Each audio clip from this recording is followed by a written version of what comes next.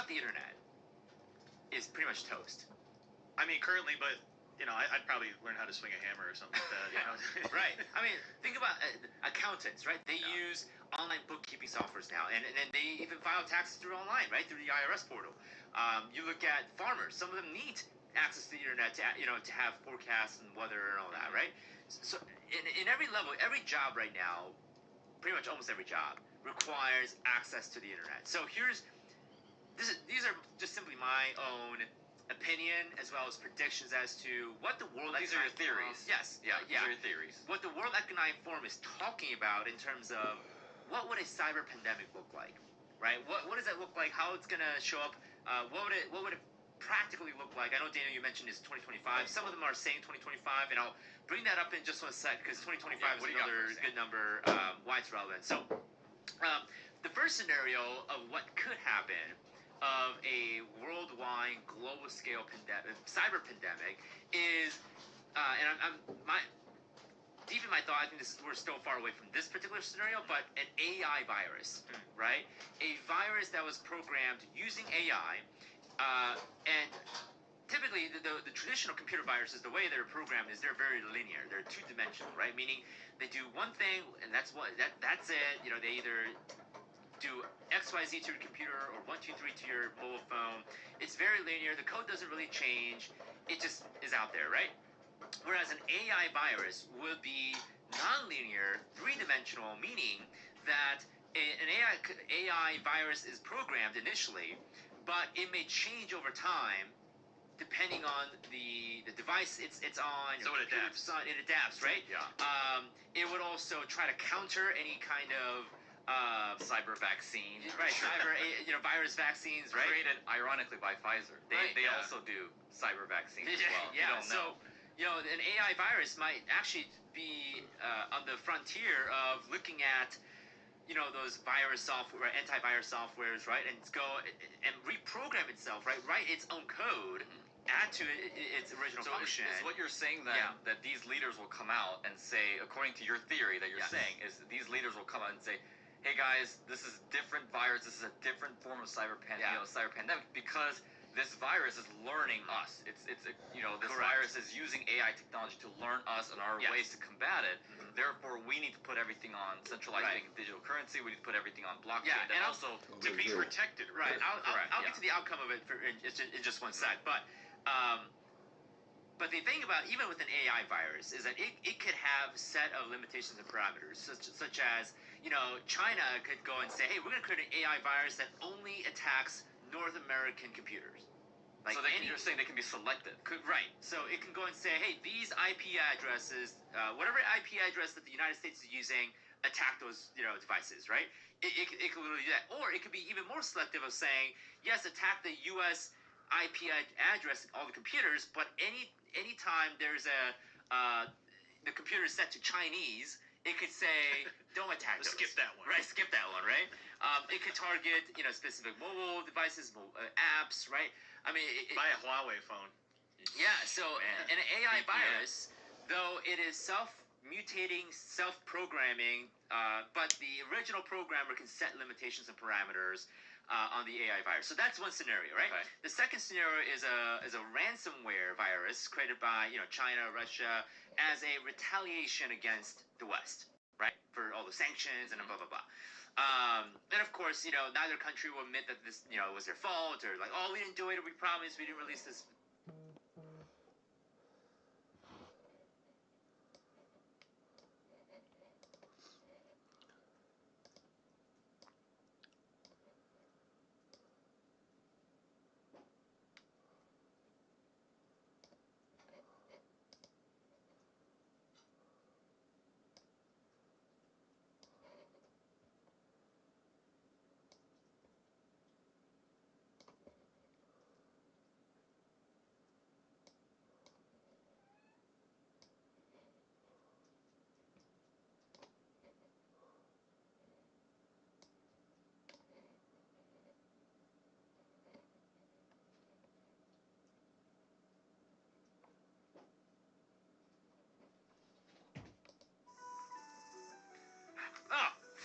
adventurer for slaying the wolf pack that has been terrorizing these woods. As a reward, I will give you 50 gold and...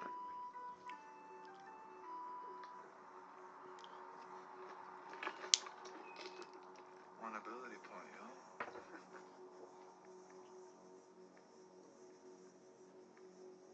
So what are these? Ability points, brother. Oh, I thought you just got the ability. Yeah, you get the ability. Eating the ability point pills, brother. Oh, I'm sorry. I don't take pills from strangers. What do you mean? What are you saying? You're saying you don't want to be able to breathe underwater? You don't want to fly? You're saying you don't want to have super speed? You're saying you don't want to talk to motherfucking animals? You don't want to have super strength? You're saying you don't want flaming hands? Nope, no. I get my abilities from hard work and practice. Listen, I understand. I know you're nervous, yo. But this is how everybody's doing it these days, baby. You can trust me, man. Go on, just take it.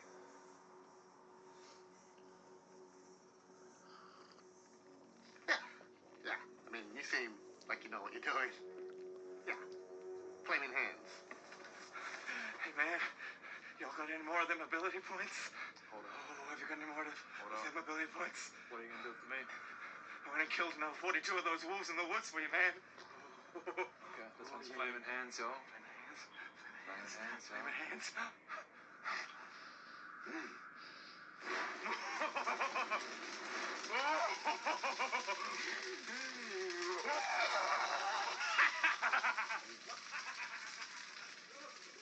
Oh, hey, look. Yeah, I'm good. Thank you so much, though.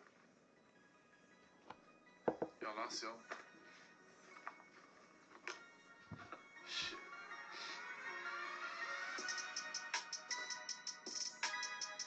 I'll do anything. I just need to level up, man. Please. I just need to level up. Okay. Maybe there's something you can do for me, yo. Yeah. Just tell me. Maybe there's a garlic farmer somewhere in Honeywood that's been kind of bothering me recently. Yeah. Maybe if he weren't around, my life would be a little bit easier. You know what I'm saying? I know what you're saying. You know what I'm saying? Capiche? Yeah, man. Yeah, I'll do it. Just give me the pill. Just give me the pill, man. I need to level up, please.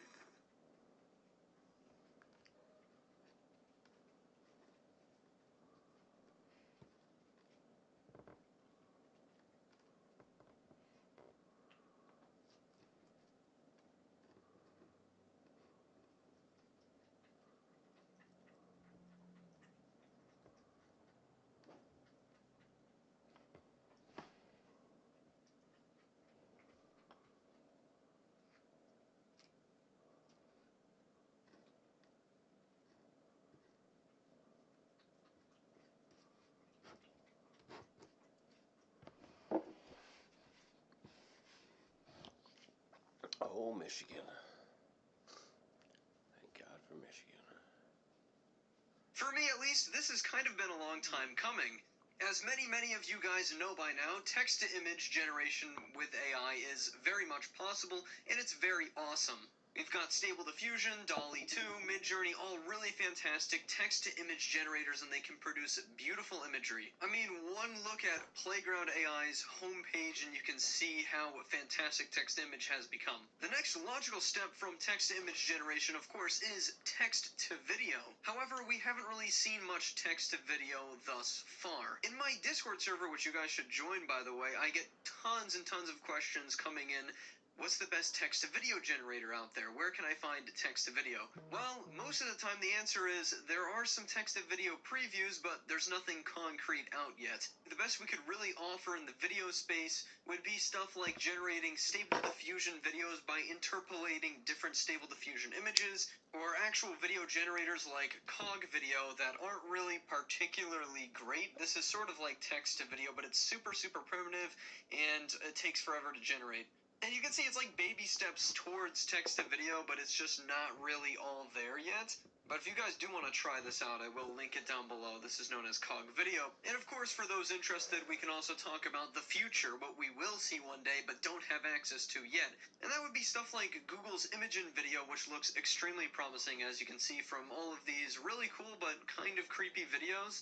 These are high frame rate, very specific videos generated from a text prompt, and this is a fun website to take a look at. I'll link it down below. And we've also got stuff like Meta's Make a Video here, where we can see a bunch of very, very similar examples. So yeah, this is all text-to-video preview stuff. We can't actually use it. The big news today is that Runway ML plans on changing that very, very soon. As they say, generative AI is taking its next big step forward, and they're introducing this thing called Gen 1, which is a brand new AI model that uses language and images to generate new videos out of existing ones. So it's not exactly text to video, but it's pretty darn close, and it's extremely cool. We have got to check this out. By the way, you can sign up for early access to this thing with the link down in the description below. I'll let Runway ML introduce their own AI model, and then we'll go back through and really analyze this.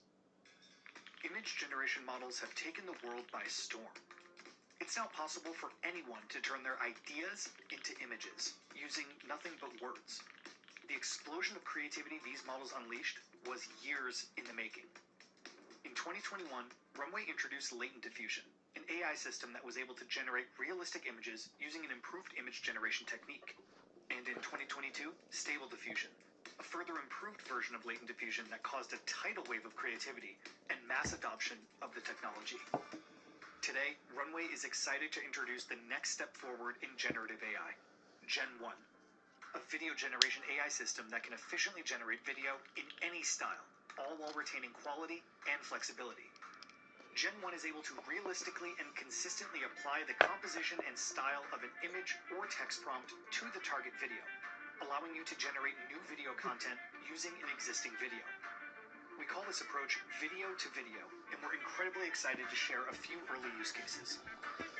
Stylization mode. Transfer the style of any image or prompt to every frame of your video. Storyboard mode. Turn mockups into fully stylized and animated renders. Mask mode. Isolate subjects in your video and modify them with simple text prompts. Render mode.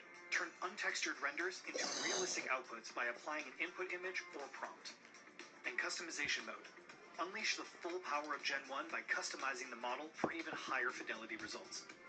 Gen 1 represents a pivotal step forward in generative AI, one that brings us meaningfully closer to realizing the future of storytelling. Here is Runway's introduction page, where we can actually take an even deeper look into this. They're actually going to be releasing a research paper soon, which should go a little bit more in depth on what this is all about. As you can see, they have that claymation example in the background, which honestly was shockingly good. I think you guys can agree. All of it was pretty crazy. It's a very, very interesting concept here, because when we think of the natural evolution of, text to image, it's, text to video. Well, they're offering video to video. So what you do is you just take your phone or something and then film the general gist or the general idea of something, and you could use anything as a prop, and then use AI to then recreate what you actually want to see. So it's a very interesting concept, and it seems like their model, their custom Gen 1 model here, is actually working pretty darn well. And then they have an interactive demo here where you can see all they had to do was film a train in real life, and they can turn it into any kind of train they could ever think of. Completely change the art style, make it look like it's an animated film. Really insane technology. This is going to allow the average everyday user to create what their imagination holds. I think with video generation, they kind of have the right idea. When you're trying to creatively express an idea in your head, you can envision it in your head before it actually exists out in the world. By using the video-to-video method, it's actually a strategic advantage in giving the creative user more creative flexibility at the end of the day. Because I could create an entire video with this art style here, with this new art style, that all exists on a train, and all I have to do is go to a real train and film everything, and everything can be changed later in post. There's so much post-production value. Anything can become a prop. Like, you could easily turn yourself into some terrifying little animated monster by just filming yourself. And of course, this is not like you need any kind of a fancy camera or anything like that. You just record yourself with your phone, and then bam, This is an example that I especially like. This is, shown further how you can just use props to completely recreate scenes. Obviously, this video generation isn't super coherent of a city, but it's good enough, and you can totally see where it derived all the information from. Like, you want the big skyscrapers in there, and then you slowly zoom and pan in there, and it completely generates that shot for you. In a few years, when this stuff gets a little bit more crystal clear, who knows what, the average person sitting at their home could create. You don't even need to go out to create anything super cool. And they actually describe these as different modes. So going back to this one, this is the stylization mode. So you're taking this original video and you're completely giving it a new style with a deriving image. And it is very accurate in the way that it's able to pick up what is happening with this derived image. And then this one was storyboard, so this is where you're using mock-ups to create a fully stylized animated render. And again, this is masking, which is a feature that Runway already has, by the way, but they don't have this transferal yet, where you can just highlight an object in your video and completely edit it in real time. So you're changing this dog's fur, and this one, honestly, I think was the least impressive result out of all of them, but nonetheless, it's pretty cool to see. I find this extremely, extremely exciting. This one I also thought was really, really cool. You don't have to be a good animator anymore. You can just create little mock-ups of renders in Blender or something like that, and then completely change the end result and make it look even photorealistic at the end of the day. So this one was a really, really cool example that I thought as well. This is you're just turning an untextured render into a completely realistic output by just applying an input image or just a prompt. And apparently this customization is the full power of their Gen 1 model, where you get the best results. You actually are training a meta model here with a few little test images, and it's completely able to change the whole concept behind a final video based off of those initial images. So this is really, really cool stuff, and it's interesting how accurate it is with the eyes here. If you look at this guy's eyes and the way he turns, really, really interesting. So I think the examples here are incredibly impressive. This is going to be an insane creative tool. Runway ML has been known to provide really, really fascinating products before, so I have a lot of respect for this company, seeing what they've done in the past. And honestly, guys, if this isn't impressing you, you should check out some of the other stuff that they already offer on their website. We'll go check out those real quick, actually, because I do think for people who don't know about Runway, this is actually important information. This is a really cool AI company. First thing is, first with Runway, you actually can fully create and use Runway for completely free, so there's a lot of free trialness that goes on here. They're very lenient with letting you see and use how this tech actually works under the hood. They also have integrated Dream Booth, which is really awesome, and they call their version of Dream Booth AI Training. They've also got AI magic tools, and this is where all the fun is. They've got the train a portrait generator, train an animal generator, custom generator. They have full AI-based background removal, which works really, really fantastic. They've also got, just regular text-to-image generation. Under the hood, this is definitely Stable Diffusion based, but it's not bad Stable Diffusion implementation by any means. They've actually got full erase and replace in painting as well, and this is known as their infinite image, which I would consider true outpainting, where you could upload an image in here and then generate with Stable Diffusion as an editor, and this is really nice. So this is a pretty DALL-E 2-esque editing suite that they have here. Text to a 3D texture, which is pretty crazy. They have video-based in-painting, which I covered a while back, and that was awesome to see. And, some more video editing-esque stuff. But yeah, you can see that Runway ML is definitely a very nice AI company with a lot of tech behind them. This is going to be a pretty big deal, and it should be releasing pretty soon, because Runway has definitely been known to bring their technology into the mainstream and allow us to actually use it. I would definitely request access. We'll see how quickly they give out access to this thing, but it's on its way, and I'm very excited for it. Because as we were talking about earlier, text-to-image is really awesome, but what about text-to-video? Or just AI video generation in general, which really seems to be what Gen 1 is trying to encompass here with Runway ML. Gen 1 seems like it's going to be a new kind of tool for the creative person who wants to make videos. It's incredibly exciting, and I can't wait to see what the future generations are going to be able to make with technology like this. Crazy anime.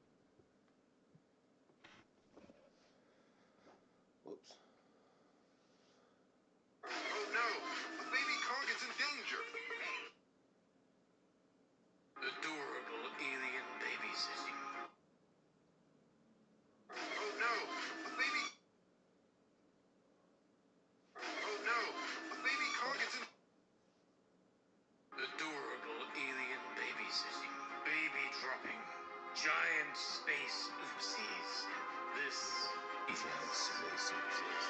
Fingers and thumbs and thumbs and fingers. This is the thumb and finger song. Well, Morty, seriously, I mean, what are you doing? Well, I don't know how to open up the portal. Honestly, I would like to open up a portal, but I don't know how to open up. Wiggles. What are you waiting for? Open the portal wall. Portal wall! There we go. Good. Okay, new location. Yes, that's probably it. New location, Aaron. Hello there, portal wall. There's blood on it. Is that a problem? Hello! It's you! In the place that you are... I'll just step on through then. Oh, finally. You definitely screwed up with this upgrade, Clone Morty. Came here to get a special kind of egg. Why don't you figure out how to get it, bring it over here while I fix the mess you made of my car? Well, I worked out how to excite it. Alright, get over here and give the egg to the car. Hey, hang on. Do be careful with this, it's an egg. There you go, excellently caught. Very softly handled. I'm not so sure about this, Rick. This seems like some kind of nature preserve, you know? Morty, it is a nature preserve, and I'm way ahead of you. I disabled any alarms or any detective measures that might have... That means he didn't, yeah, there it is, there it is. Call that one. Call that one. Oh, you're in problems now. I'm gonna suit you up for combat. I'm not dealing with these dumb insects today. Alright, okay. Oh! Hello, combat! Be gone, you! Why don't you give me these straight away? Oh, you force-fielded yourself. Hello, buff creatures! Be gone, then! I didn't expect such wars to be fought over here. This is a delight, isn't it?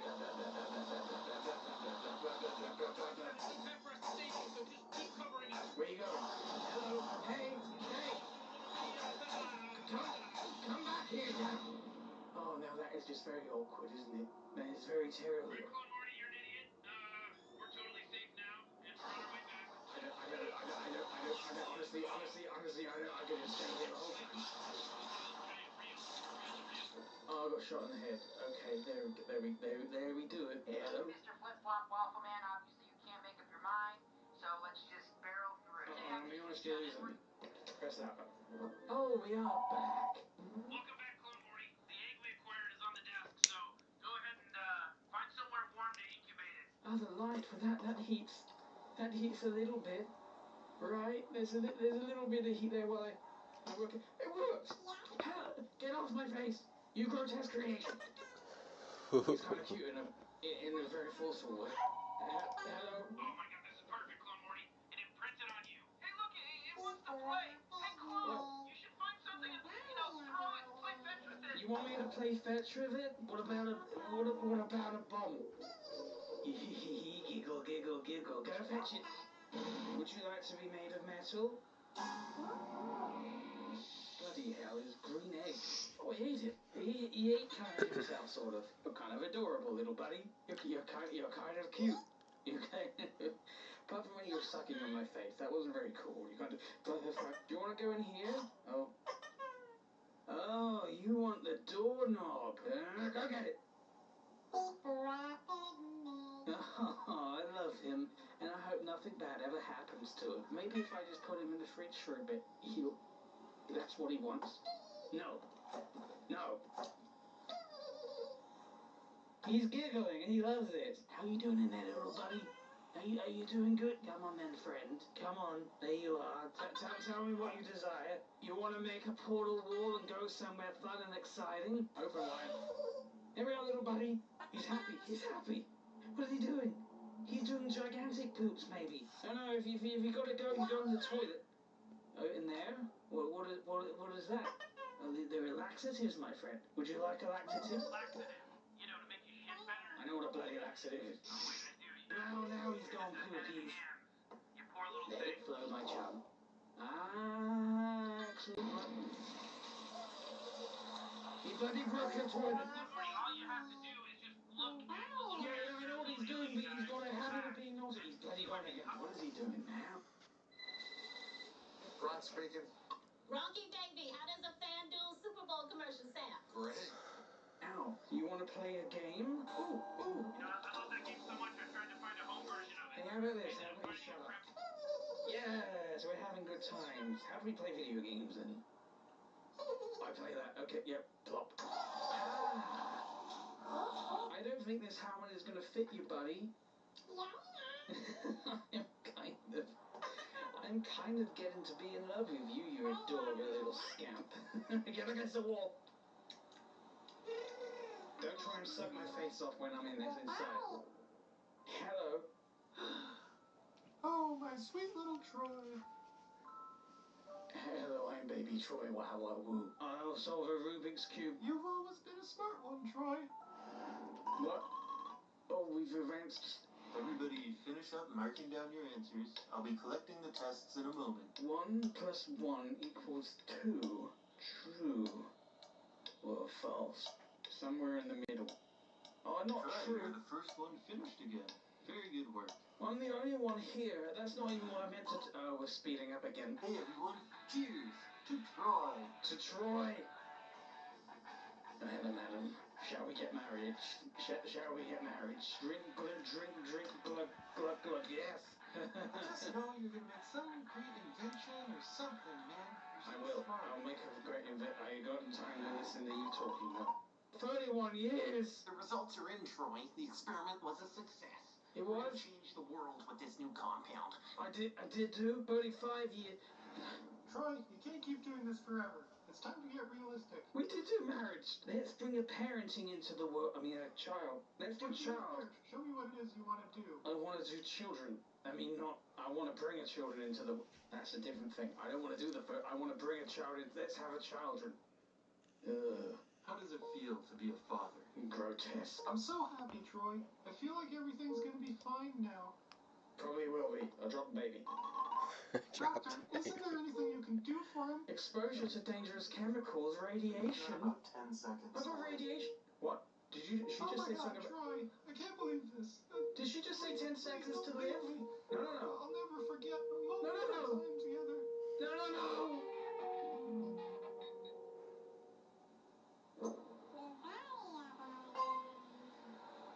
Buddy, I have lived a life.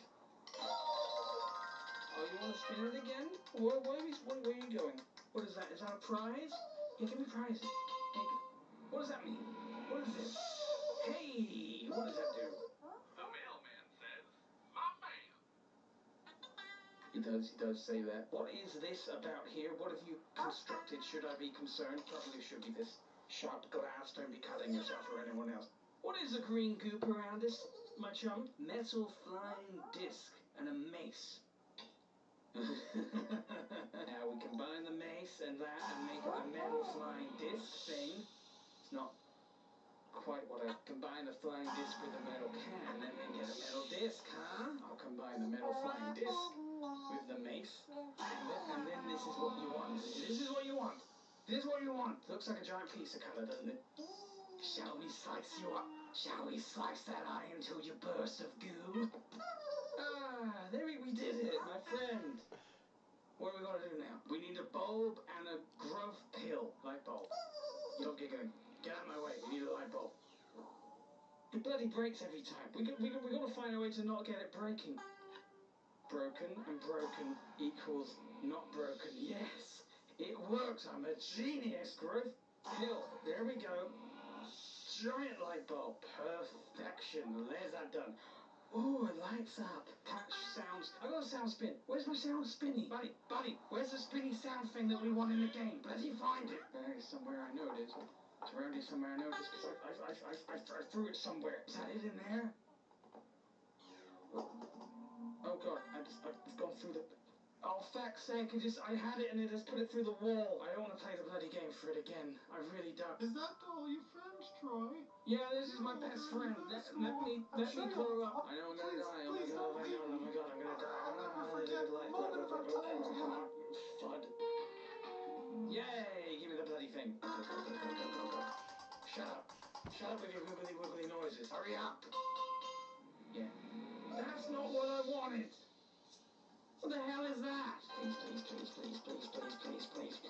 For God's sake, that's something completely new again. Strawberry smiggles.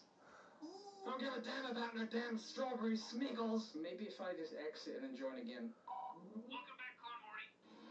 Troy, you can't keep doing this forever. That one. Do you really think it's time? Well, let's bloody do it then. Let's do the boomby bumpy bump. Let's go. Do the boomby bumpy bump. Get a bumpy bumpy bumpy boom. Come on. Congratulations, Troy. Here's my baby here. Troy, what's wrong with you? Oh no! I dropped the baby forcefully. Oh, that might change things again. So, you're in the baby dropper, huh? I didn't mean to drop the baby. I mean, I did. Maybe I did different things last time and I still got the same result. Mates, your time starts now. Maybe, hey, listen, maybe it doesn't matter what I do, you know, maybe I get... It's hard for me to even be here seeing you, Troy. I dream about our child every night. Okay, that's fine. Listen, don't care about the dead babies. Give me the thing that I need. Not gonna lie to you, Troy. It's bad. What is it? Long-term stress. Excellent. Good. Okay, I'm gonna die in 10 seconds. Go, blah, blah, blue. In 10 seconds, I will scratch your eyes out like a cat with rabies, my friend. Don't worry, little buddy. We're gonna fix your dumb little suitcase of bullshit. We're gonna do it. Come on. Yes! There we are. What's happening? Did I do it, little buddy? Did we do success times? Excuse me just a moment. Hello? Alright, it looks like you can follow the instructions of possibly the second dumbest thing in the universe next to you. We did it, buddy. We did it. I don't know what we did, but we did it. What a cute little creature. Come here, little guy. Please don't hurt him. Please. Oh, don't. What are you doing? What are you doing? You yanked his doodle out of his poodle. Why did you do that? Why would you have the clone help it and then just kill it like that? You eat chicken, Morty. What do you think happens to them? You know, it's a cold universe. You know, he's not wrong, but goddamn it. But goddamn it. I'm gonna take your bloody right. I'm gonna break something and...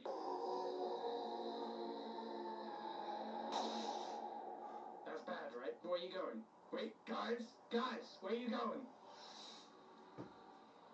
Was that the postman? Morty, something is coming. We're gonna have to open the garage until we have to deal with it. What do you mean something is coming? The bloody hell is that? It's like the mother of the thing you put your thumbs in its anal. Oh dear. Listen, it wasn't me. I love your son. You remember the guns? Grab them and just shoot the damn thing. It hurts me to do this, but not really. But I'll yeah. Oh, were you blocking your eyes at it? It's charging up his lasers. It's charging up his lasers. Oh god. Oh.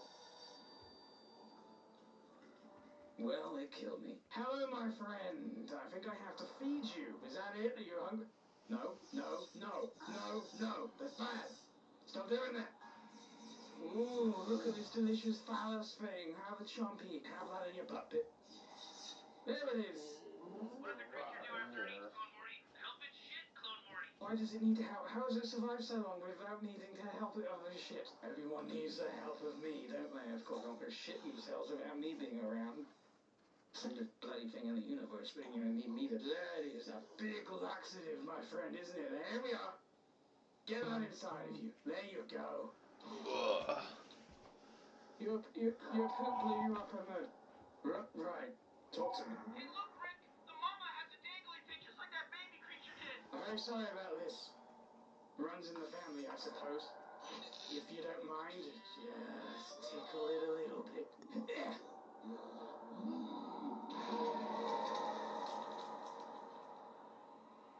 Hooray, we did a thing. You kill yourself now as well. Oh god, there's a bigger one. Hello. Jesus, that thing is huge. It's affecting the weather. Open up a portal to the satellite and I'll meet you there. Okay. Excuse me. I'll be a while. Oh, this is gonzo shit, isn't it? Oh, that thing is so big. I think it's gonna destroy the Earth. Not if we act fast. Clone Morty, stand still. Let me calibrate my shrink ray so that it'll make you big enough to fight that thing. Okay. Hey, I'm Kayla, and I'm one of the AI voices from Revoicer. I can be sad, and you'll think that I might break... Okay, man, but we're done with it. Anyway, I am very big. We've already killed a couple of these things, so I'm pretty sure you know what to do. Yeah. Listen, little buddy, you remind me of a little creature I once had and called my own. I'm just gonna throw you into the moon. Huh. Well, I guess throwing it is as good as killing it. I shouldn't have expected any different. Clone Morty, I'm gonna have to kill you again. Hold still. No, don't do that. No, don't do... You bloody did it. Clone Morty, nice job in orbit. Hey, look what I did to that little friend of yours. You pureed him. You pureed my little friend into butt mouth blend. Very good. Morty, there you are. Quick, you need to combine this mega seed with that jar of goo. Why? Alien goo? Morty, there you are. Quick, I need to combine this mega seed with... Wait a second. What are you doing here? What are you doing here? You stay away from my Morty. Wait. You're Morty.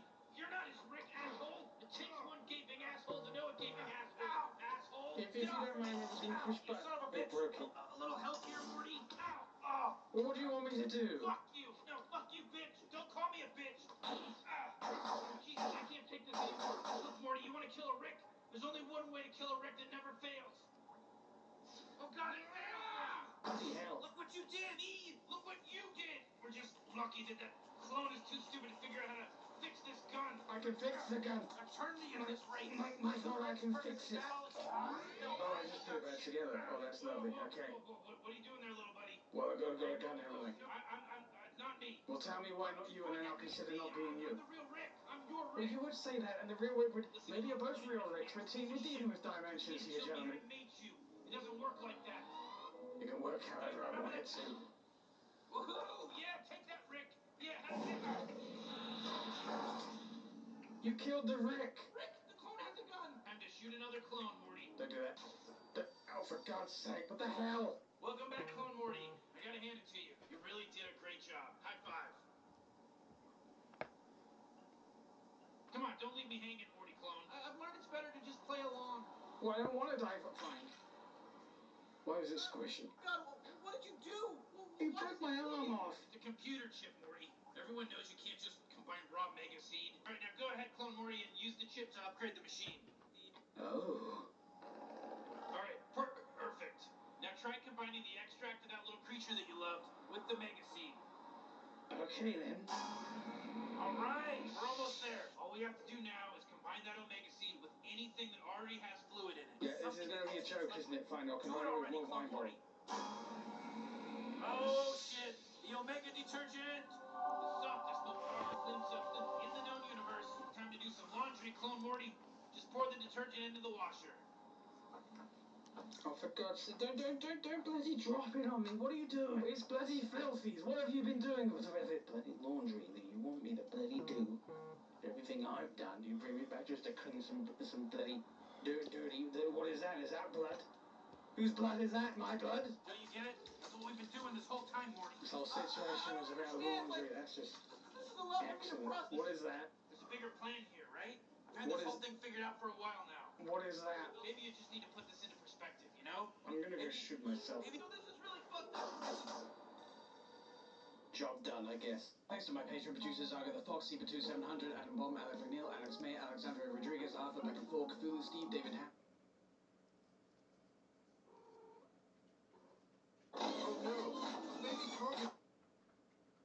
There's a lot of dangerous trajectories that could take possibly. Like I did the chess playing thing, not with anal beads, but there is, for people who are curious, I discovered this. This is fascinating.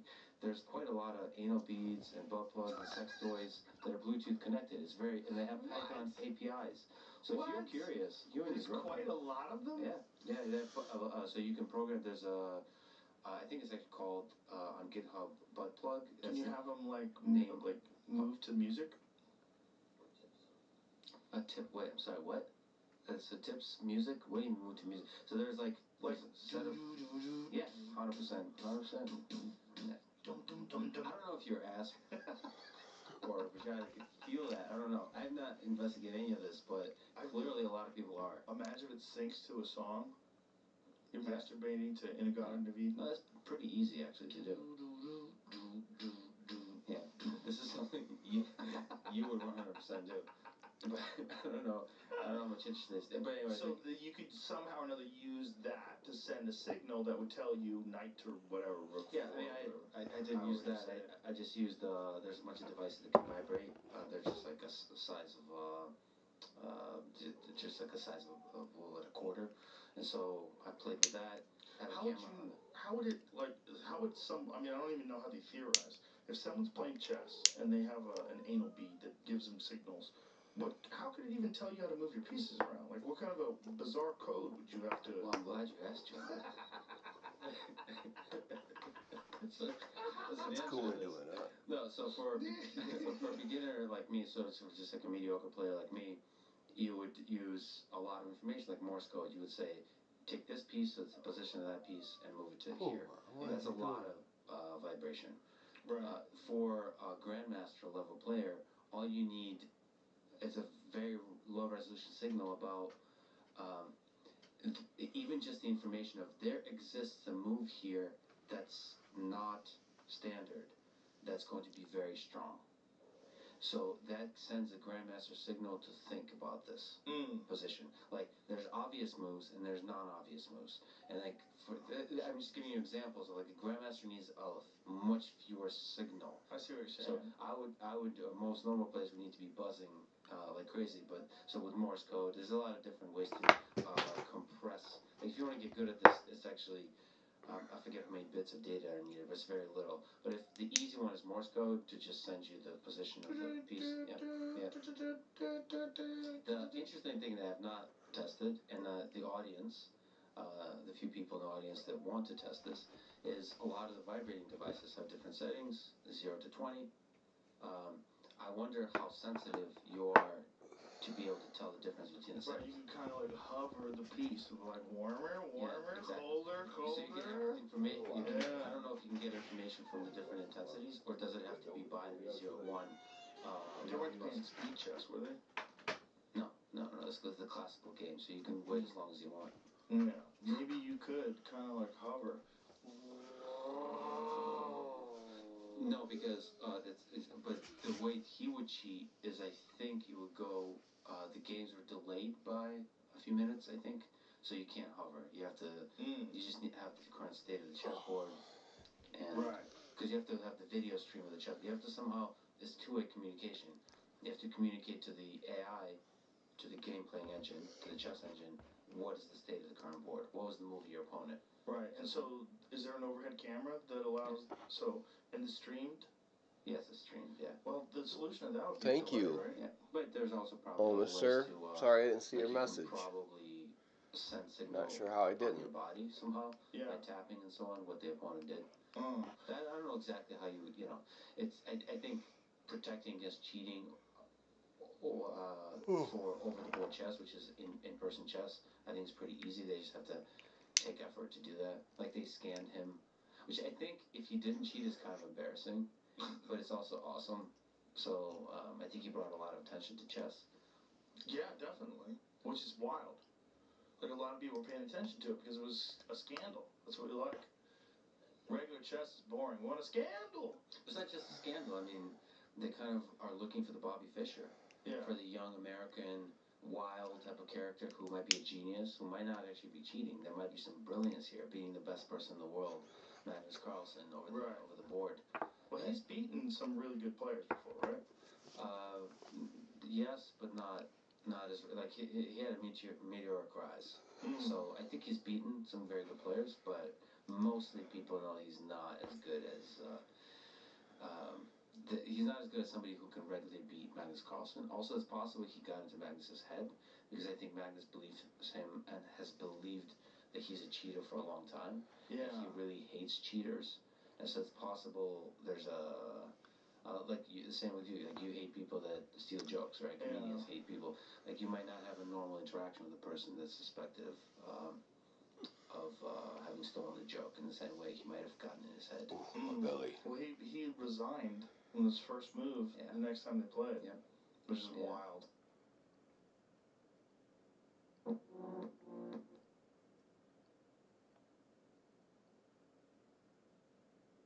Melt this soft mineral in your mouth if you can taste metallic blood in your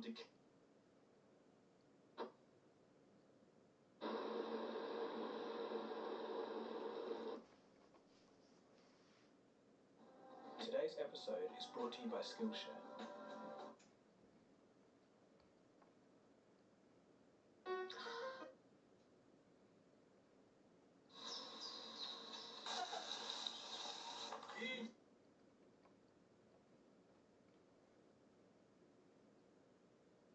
Hey, 42 here. We humans like to think of ourselves as the undisputed masters of planet Earth.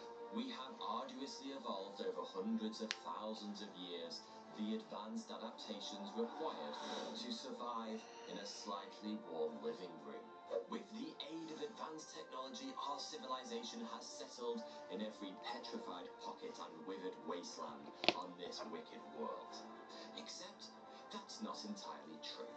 As of today, humans can be found in significantly less than 1% of all livable locations on Earth.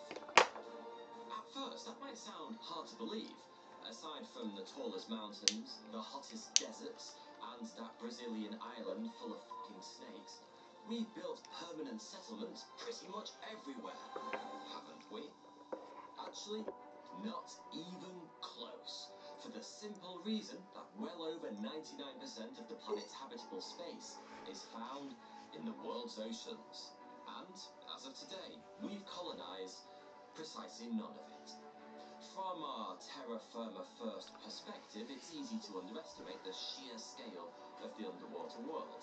There are over 1 billion Hey, Mom, cubic 69er. kilometers of water in Earth's combined How are you? oceans. And the Mariana Trench, the deepest point on the ocean floor, is a What's staggering going on? 6.8 miles beneath the surface. Just saying that Sure number, does. 6.8 miles, doesn't really give you a sense of just how far down we're talking here, so let's make a comparison.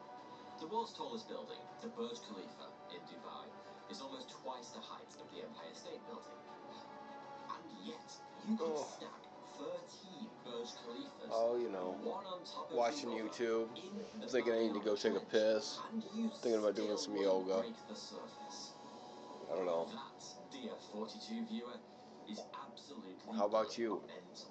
Now, I do a lot of work whilst travelling, and Surfshark VPN keeps me safe and private by covering up everything I do online when I'm out and about. But Surfshark VPN also lets you travel the world virtually by changing your virtual location. So you can check out websites and streaming services from all around. Quite simply, Surfshark VPN is an essential tool, and by using the code 42 in the description below, so don't miss out. And thanks to Surfshark for sponsoring this video. Most of the ocean is significantly shallower than the Mariana Trench, but the global average depth is still a healthy 2.3 miles. I slept for a little while this afternoon. I took a nap. Considering its sheer size, it should come as no I need to take my surprise that the ocean is I need home to take to my some next 78% antibiotic for of tonight. What Earth's time is total it? Yeah, I animal gotta take that pretty biomass. soon. Near the surface, that biomass comes in the form of animals that are found Antibiotics. whales, sharks, brightly coloured fish, sexy mermaids, that sort of thing. But dive a little deeper, and a deluge of disturbing creatures awaits. At 400 meters, you'll meet the monstrous goblin shark, whose Jesus, what is that thing supposed to be? to engulf unsuspecting prey. Descend further to around 1,000 meters, and a humorous respite Good awaits House. I gotta watch in the that form too. of the blobfish. Multiple Yeah, women, that and Good the House. What do you Ugliest think of it? Animal Alive Award. Oh, I forgot about that movie. Still gotta watch that. Sink further It still wasn't to very the good. shadowy depths, to 2,000 meters Dang below, it. and you'll encounter the ghastly gulper eel, a creature that brings new meaning to the phrase. I started to watch Velma again, but I can't finish an episode lately. It's just ridiculous. What do you want? It's so bad. Workshop also breeds giants. From the Kraken to I don't know what Mindy Kaling was doing, but it's not cool. sea monsters for thousands of years. And perhaps there's good reason for that, because Whoa. thanks to a phenomenon I don't known know as about deep that. sea That might be gigantism, alright, right? many creatures Maybe. that have evolved to live in the darkest ocean depths Yeah. are significantly larger than similar species found in the shallows. What do you want? Probably the most famous example of deep sea gigantism is the giant That squid, doesn't sound good. reaching a maximum Yeah. length of 30 I gotta agree with you on meters that. and weighing That's in at over 250 not kilograms. appealing. This substantial cephalopod is literally hundreds of times larger than many of its Come on. shallow water cousins. The giant squid is a genuine I mean, maybe in the Avatar, you know, as the teenage Sigourney Weaver, that might have been hot. Probably, yeah. I'm not very into romance drama myself. I read enough genre ring. I'm good.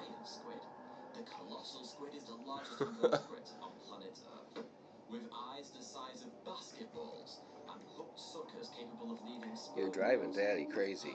What is with you guys? You take turns doing this.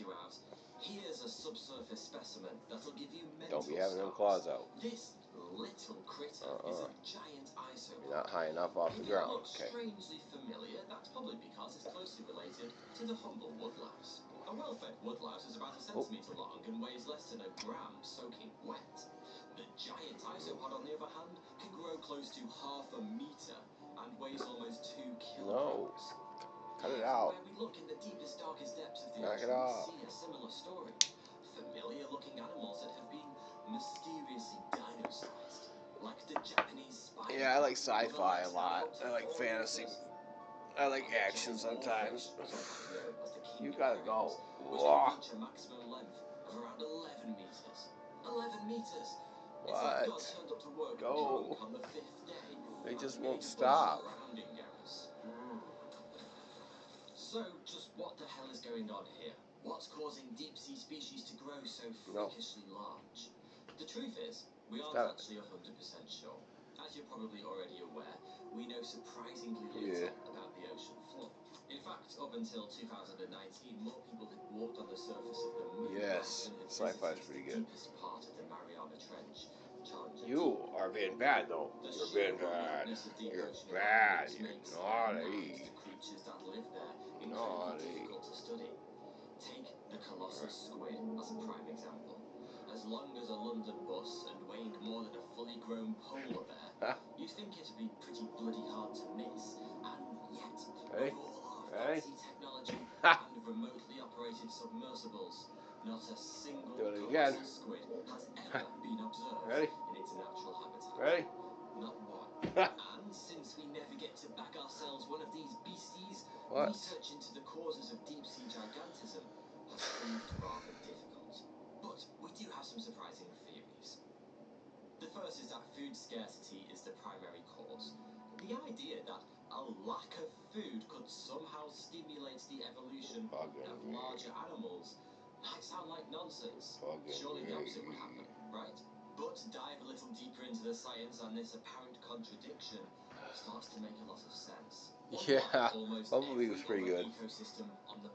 That was a fun one still. There hasn't been much lately. I really haven't been impressed with what I've seen lately. It's just not the kind of movies I'm looking for.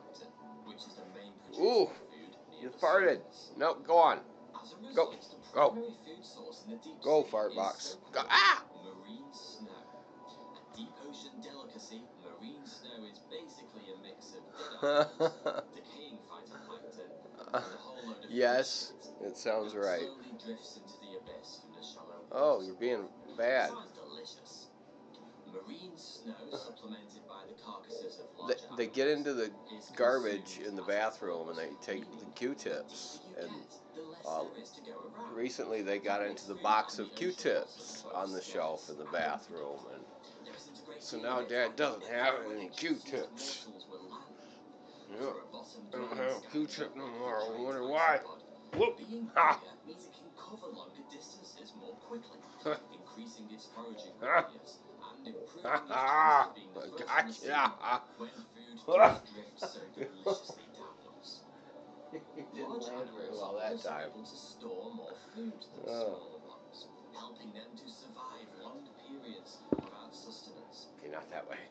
We'll go this way. Many deep-sea creatures Ready? have evolved Ready? expendable stomachs that allow them to take in the maximum amount of food possible on the rare occasions a solid meal presents itself. I'm not trying to get more of you to come. Results can be surprising.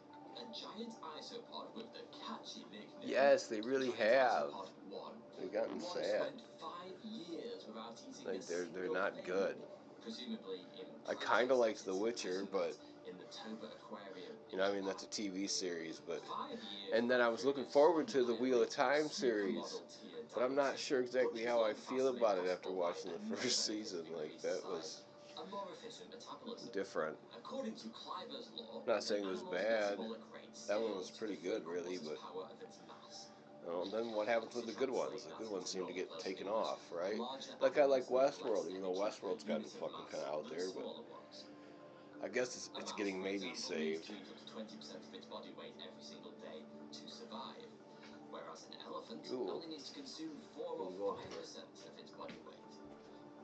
In other Stop words, it. larger No, stop animals use energy more efficiently.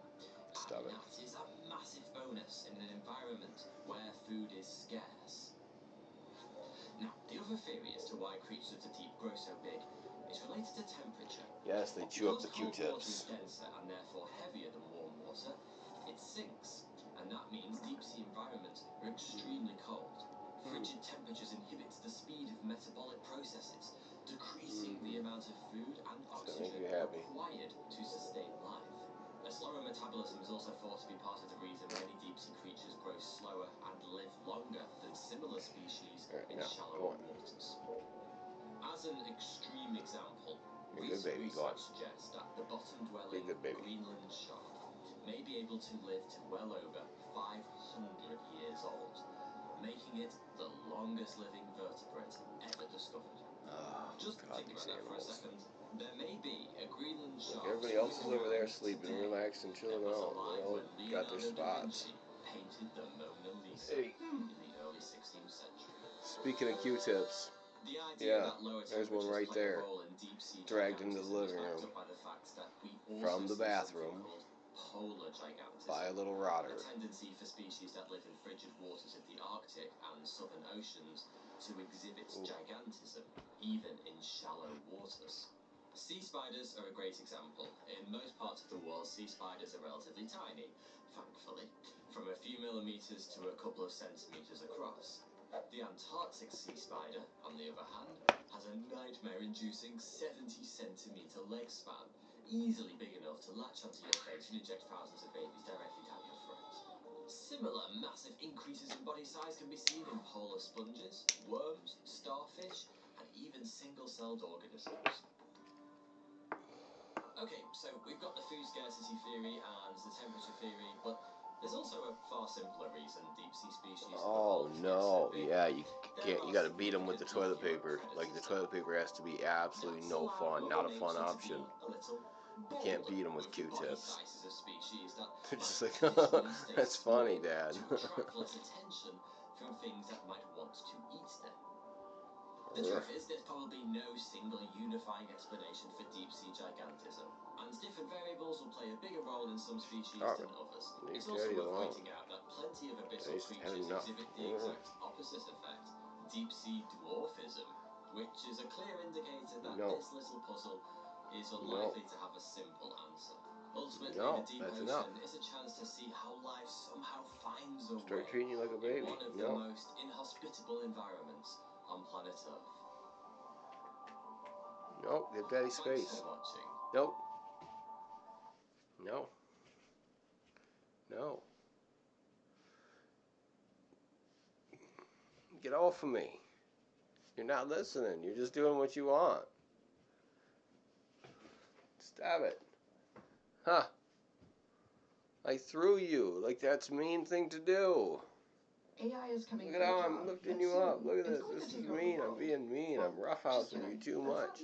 I'm grabbing you by the scruff of your neck and whomping you on the floor. Stop it. A lot of negative attention thanks to the lawsuits piling up against it.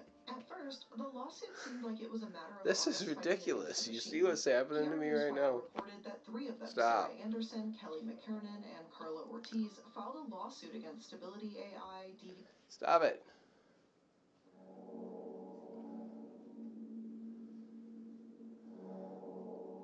I can't tell you how many times I've tried to write the beginning of this video. It is so difficult to relay what it is about Pyramid Head that causes such unease, even for the most desensitized souls. After many starting attempts and erasures, I oddly found my answer when I admitted defeat. You can't define Pyramid Head's elusive, terrifying quality, no more than you can define what darkness is in common terms. Darkness and all the evil it symbolizes, it just is. You can't question it, you can't argue with it. It is an eternal force. Mine climbs up the metal door like we Kuma. might never reconcile ourselves to. It is always there. Oh God!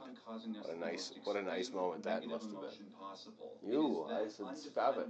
Now I'm just gonna hold you up in the air. He symbolizes that You're stuck there now. That's your spot. Unstoppable brutality. However, unlike that formless darkness Nope, which that's your Pyramid spot. Head embodies, he Stop himself it. has an actual form, a muscular male with a tattered white robe and a cast iron helmet, along with many deadly weapons. Fans have theorized about why he takes the form he does and what his ultimate purpose is. Some characterize him as a purely evil demon destined to haunt all who enter Well, then Silent go Hill. on then. Others theorize that Pyramid Head is actually trying to help James Sunderland to his end Don't goal. do it. As for myself, Don't do I've it. rediscovered some information regarding Silent Hill, which not only might definitively prove who Pyramid Head is, but seemingly legitimizes almost every major theory that has come before, as illogical as that may seem. Needless to say, there are spoilers ahead. Let's start with what we know for certain about Pyramid Head. The Book of Lost Memories describes him as follows. He takes the appearance of an executioner of times past, but is actually incarnated from a part of James' cat howling at the window. consciousness Oh my that feels god! like he deserves What a terrifying punishment. moment. As I have established in past videos about Silent Hill, the town has the power to give form to one's innermost thoughts. Simply put, Pyramid Head is the personification of a part of James Sunderland's mind. Pyramid Head has his face covered because his designer, Masahiro Ito, wanted a monster whose face could not be seen. Before he chose a pyramid to cover the face, he sketched the character with other masks. Ito soon found that the masks he sketched did not communicate the otherworldly terror that he sought. He figured characters like this might as well be any other human with a mask. He settled on a pyramid, seemingly because he took inspiration from drawings he did back in 1995. Drawings which show a mechanical creature with a pyramid as a head. The shape of the pyramid was inspired by a German experimental interceptor known as the Lippisch P-13A. The edges of the helmet were inspired by the skirt of the lower hull of the German tank King Tiger. Finally, his robes are inspired by one of the angels worshipped by Silent Hill's cult known as the Order. That angel was Valtiel, revered for being the closest of all angels to God. Valtiel was honored in the hopes that the Order's members might create a closer relationship with God. Like Pyramid Head, Valtiel has robes, a butcher's apron, gloves, and bloodstains galore. Not to mention that his face is also concealed. Beyond these few details, there is little that can be said about what Pyramid Head is. There is only clarification about what he is not. Despite what later incarnations might suggest, the only canonically correct representation of Pyramid Head was in Silent Hill 2. His appearances in Silent Hill Homecoming and elsewhere were made by corporate directive, and not with the continuity of the first 4 games in mind. The fleshy substance under the helmet is also non-canonical, with Masahiro Ito saying he had nothing to do with that. He has stated firmly that what is under the pyramid is a head. These are the few primary facts regarding who Pyramid Head is and is not. Several questions still must be answered. For instance, why is he wearing a pyramid and not something else? If there's a head under the helmet, what does the head look like? If he's a manifestation of James's imagination, why does he dress like one of the Order's former cult members? I will attempt to answer all these questions, but I must first establish my overall theory. In past videos I have done on Silent Hill, I've evoked the theories of famous psychoanalysts to help explain the town's horrors, specifically the theories of Sigmund Freud and Carl Jung. I did this because the Book of Lost Memories explicitly states that the game borrows from psychoanalytic theory. For example, in my most recent Silent Hill video, I proposed that the character of Maria embodied a Jungian concept known as the anima. It's a bit too complicated to summarize here and now, but what's important is that those who watched the video seem to agree that my theory was correct. Following this, I wanted to see if psychoanalytic theory applied elsewhere in the Silent Hill universe. Given that Hiroyuki Iwaku cites Freud as a main inspiration, I wanted to see if Freud's most famous contribution could be applied to Silent Hill, his division of the human psyche into 3 parts: id, ego, and superego. To help simplify things, this division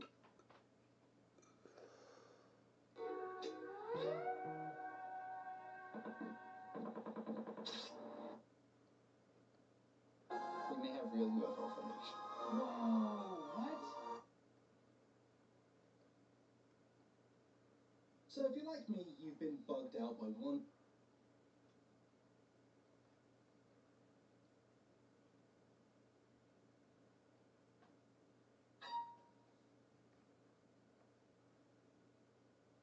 You know a video game is old when there's an option to rewatch the intro video on the main menu.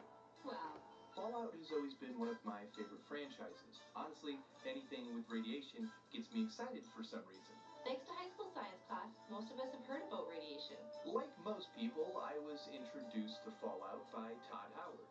You dork. Go back to the chess club. Or God Howard. Yes, I was in the chess club. And even though I put hundreds and hundreds of hours into Fallout 3 and Bill Gates is in the news again because of his questionable relationship with Jeffrey. When you stay at a... This video that LeBron James posted then deleted got too close.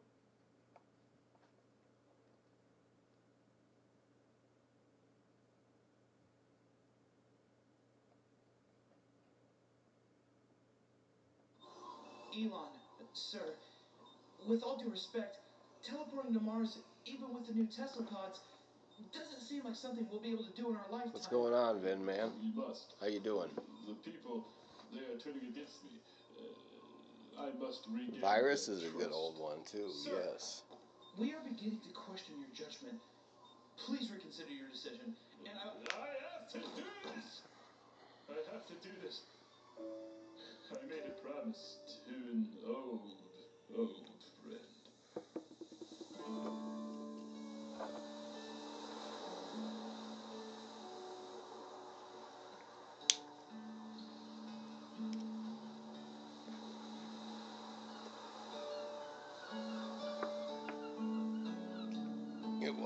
It was.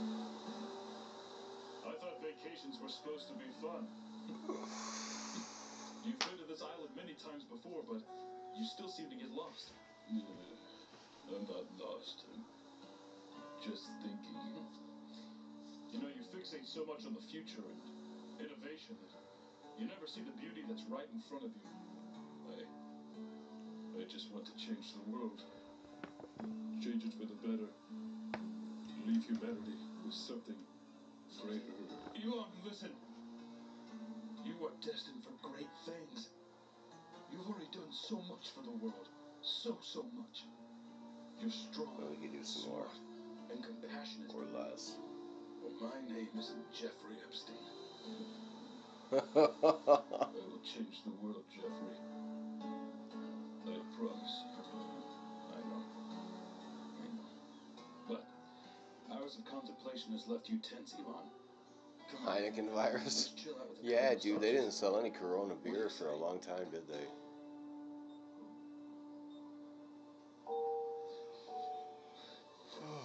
Some say innovation is something that happens once in a generation.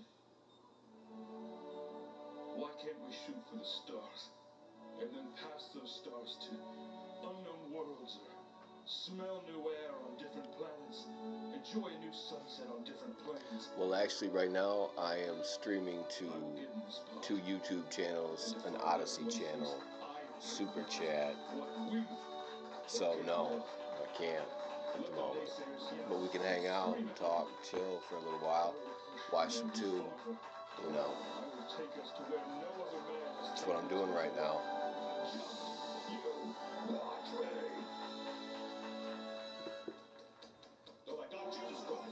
A little later, we might do some yoga, you know, I don't know. Have to wait and see what we get when we get there.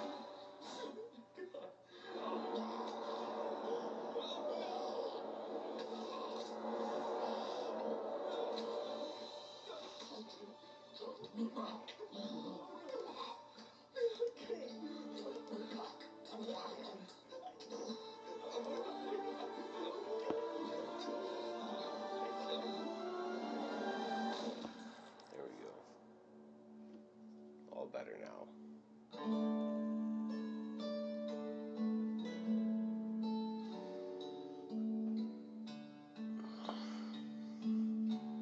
How's everybody doing tonight, huh? How are you guys?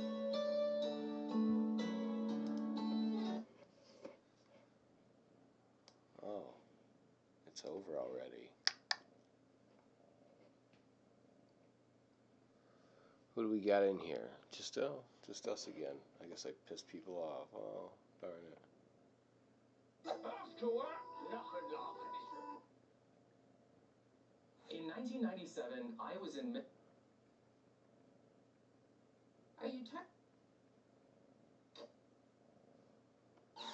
Titans excitable to the Jaegers of Pacific Rim. To about 80% of all anime, giant fighting mechs can be found across pop culture. Mechs come in a variety of shapes and sizes. Some are made typical human proportions, while others may feature a short torso and these massive, long-ass legs. They also range from barely larger than a person to taller than the largest skyscraper. So, is it possible to build a mech that a person can ride around in? Well, yeah, absolutely. The night is yet young, y'all. The night is yet young. Just for show, and none of them are even close to combat ready. It is only 7:51. Currently in development is the Method 2 from South Korean robotics firm Hankook Mirai. At least here in Michigan. Method 2 looks exactly like you'd expect a mech to look, which makes sense. It's the perfect example of form over function, having been designed by Vitaly Bolgarov, an artist and designer who has worked on numerous Hollywood sci-fi movies. Once the nuclear robot was designed, Hankook Mirai got to work trying to design technology around the aesthetics, because that's what happens when you hire someone from Hollywood to make a giant robot. And this brings us to the first major point regarding the potential use of mechs.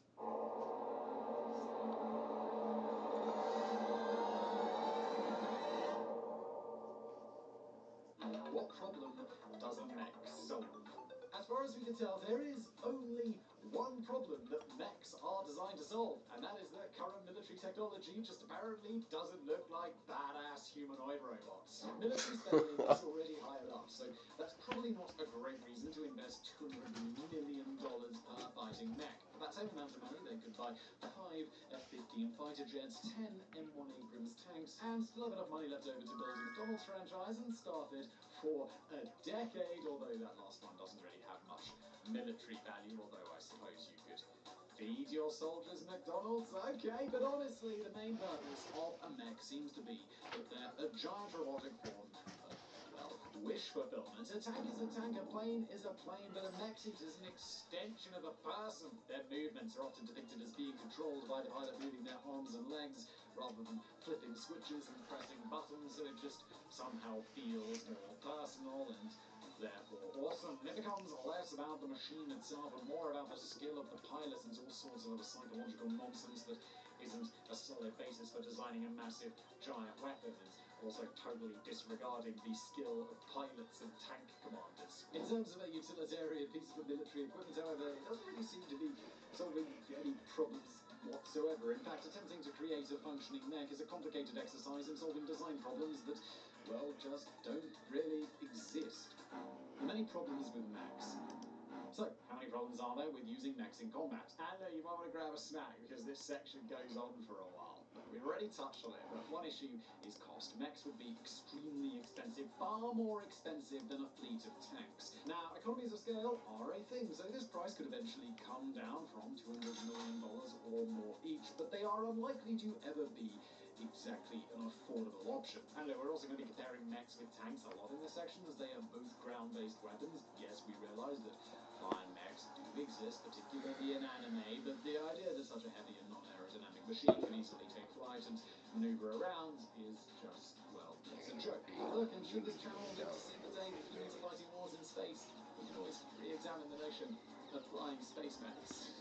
As much as I'm excited about this future in the channel, it's like, that's just unrealistic. Anyway, one of the reasons mechs would be so expensive is their complexity. Humans are complicated, and so too are human-shaped robots. A bipedal mech is obviously going to need to have the ability to walk, otherwise it would be called a... what's the word for it? Statue. Walking requires joints, and for a machine, these joints would be points of weakness. There's a limit to how well they could be armored, as the armor would interfere with the motion, and if a joint is taken out, well... game over. Look, tank treads are very sturdy, but they can still break. When that happens, you still have a tank with a giant gun that can be aimed and fired. If a joint breaks in a mech, the entire thing will come tumbling down to the ground. These joints will also be far more susceptible to breaking than tank treads, which would make the leg joints a prime target. If these aren't giant mechs, those joints are also big targets. The issue of joints exists in the arms as well. Disabling a joint in an arm is not going to immediately topple a mech the way taking out the legs would, but it would still render the arm, well, rather useless. Just imagine you didn't have this part.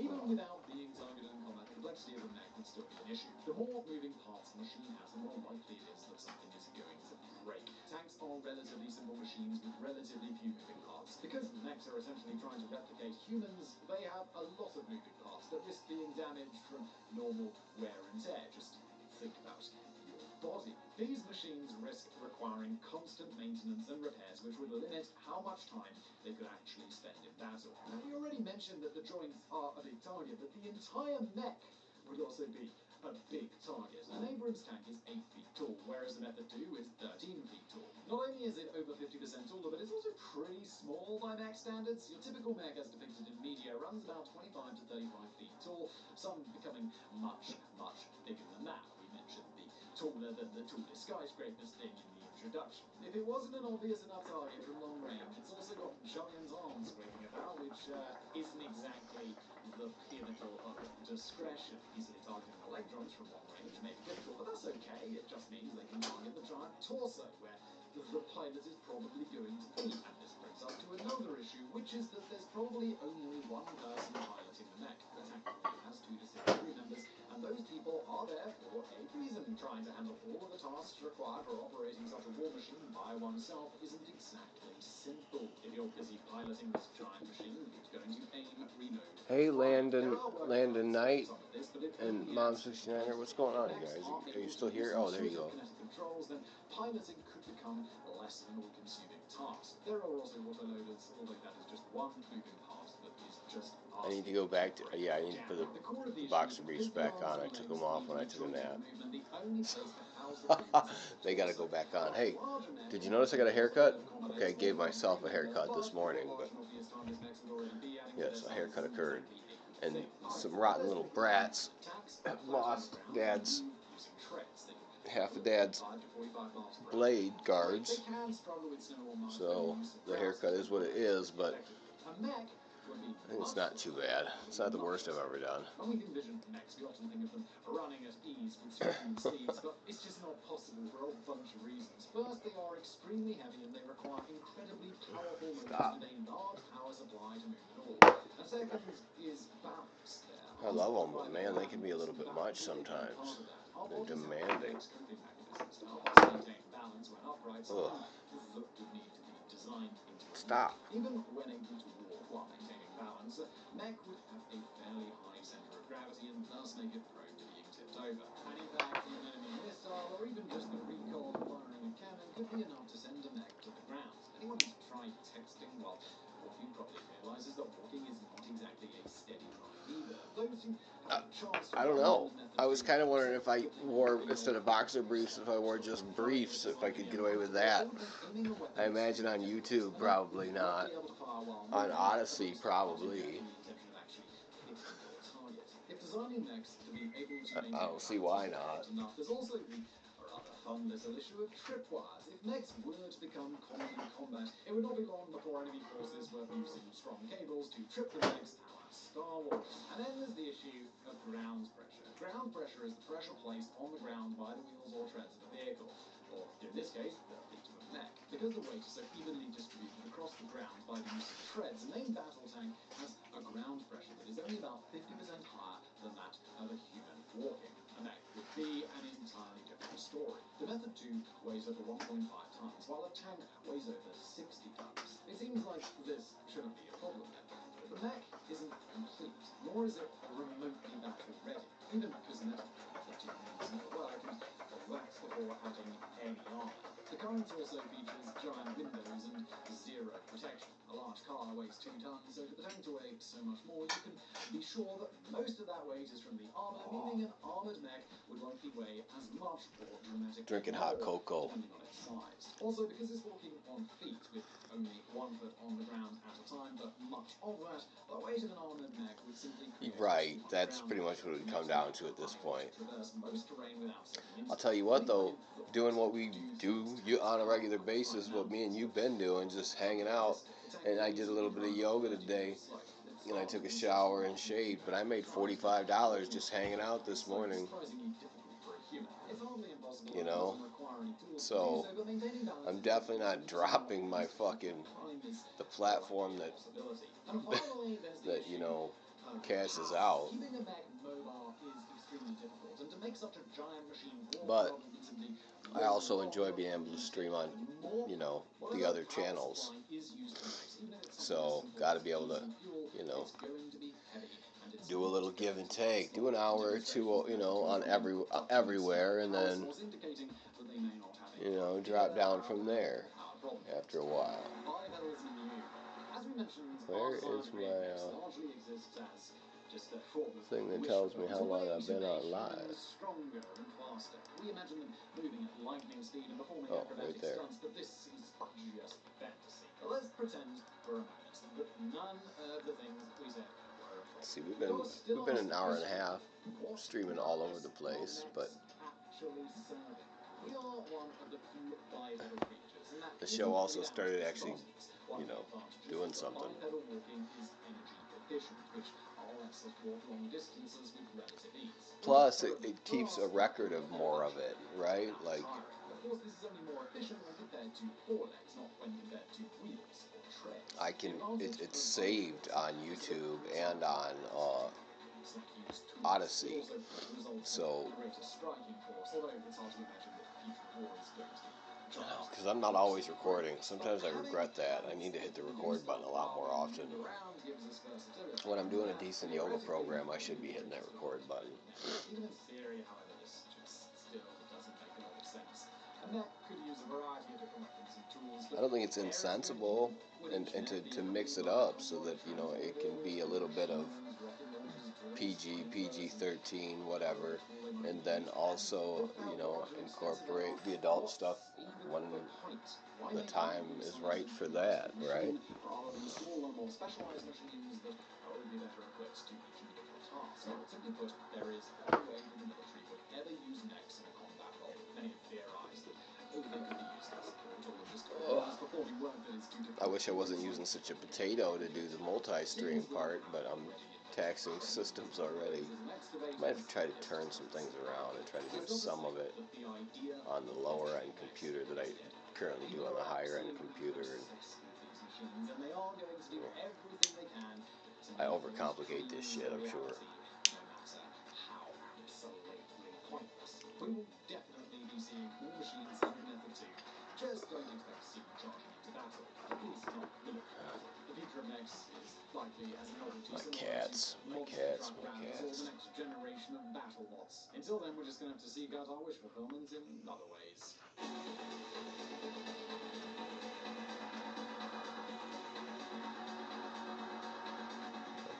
It's better.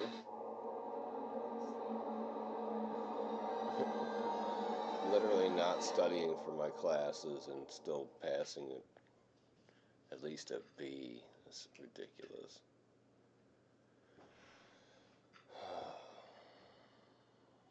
What a sad, sad version of school.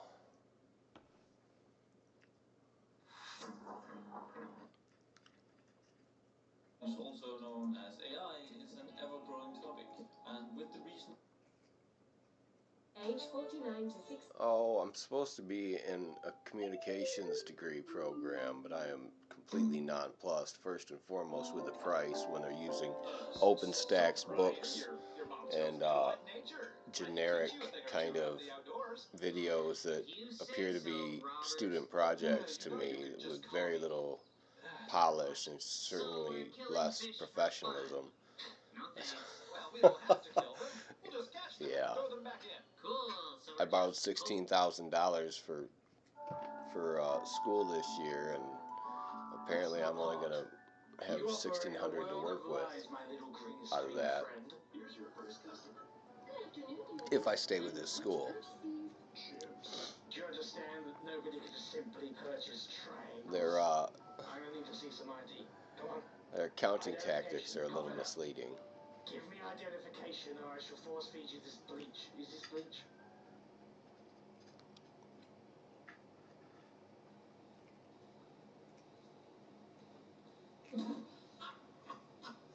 You're gonna post that?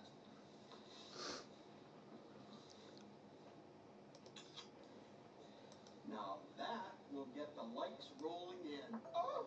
Wow, you really needed a hit, didn't you?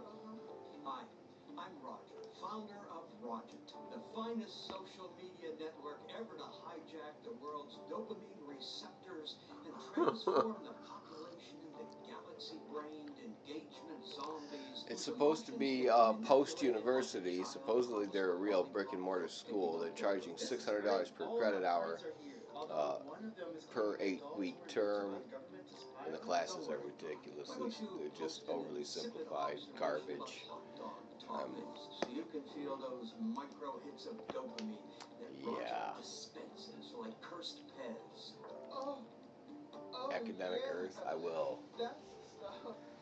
I got robbed 4 times for saying that whole wheat buns. I'm looking for one. I've got 4 more weeks with these guys. I've already signed withdrawal papers. You think anyone cares about your healthy buns? I signed up in a manic state. I can't even pretend like I wasn't fucking out of my mind when I signed up. So I did no research. I clicked on the first advertisement that baited me and didn't ask enough specific questions. Although in my opinion, some of those questions should have been answered outright, and openly, but they weren't. So it is what it is. That's because you're driving sweet, sweet engagement, the lifeblood that sustains all social life. Well, that and the personal data we sell to ad networks hawking trinkets found on Albanian eBay. Yeah, sure. Albanian eBay. Somebody replied, why are we talking about hot dogs when the real hot dogs are those robotic retrievers the government puts in our homes? It's getting thousands of rogerings. That's bad, right? Is having civil discourse bad? Is freedom bad? Democracy? Founding fathers? Cancel woke lives much? But they say anyone who disagrees with them is a godless communist who should... Wait, that's what I...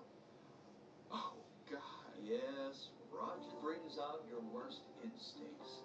But that's just what it takes to compete in what we'll call the marketplace of ideas. Even though nobody besides us makes money, and you've really got to squint to see the majority of what's posted as ideas. It seems really sleazy to elevate content like that. Hey now, the Roget algorithm is a completely neutral techno-deity interested only in what gets the most attention. The fact that the posts will constantly recommend are the ones that most rile up your decaying lizard brain and cause your body to physiologically react as if you're encountering a live bear in an Arby's bathroom is a complete coincidence. Well, then I'm going to post this well-researched news article debunking this robot dog nonsense so that we can get back to talking about real hot dogs.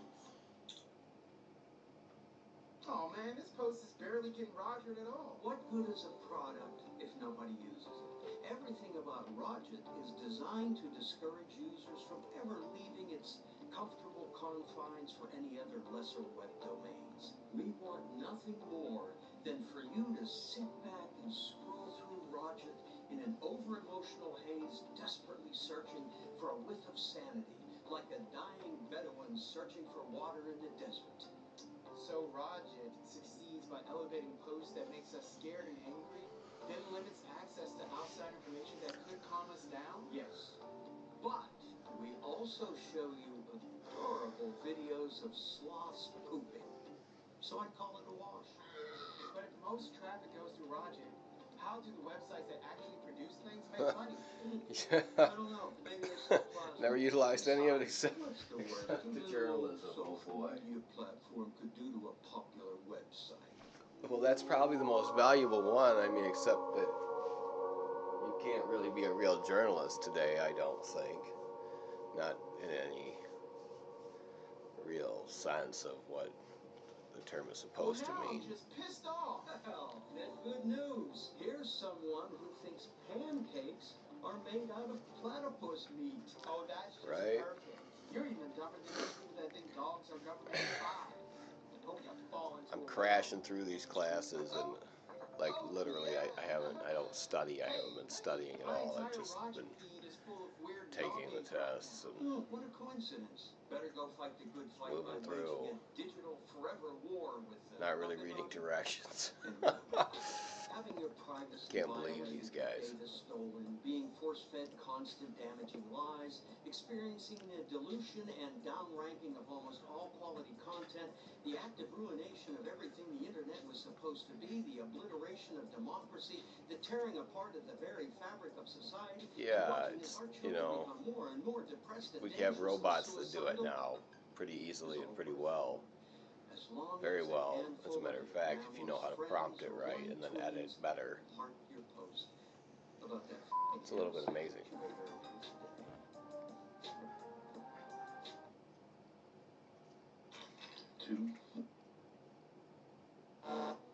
There's a game. In April 2015, Kenneth Crowder was running naked through a neighborhood in Florida when a particularly attractive tree caught his eye and he attempted...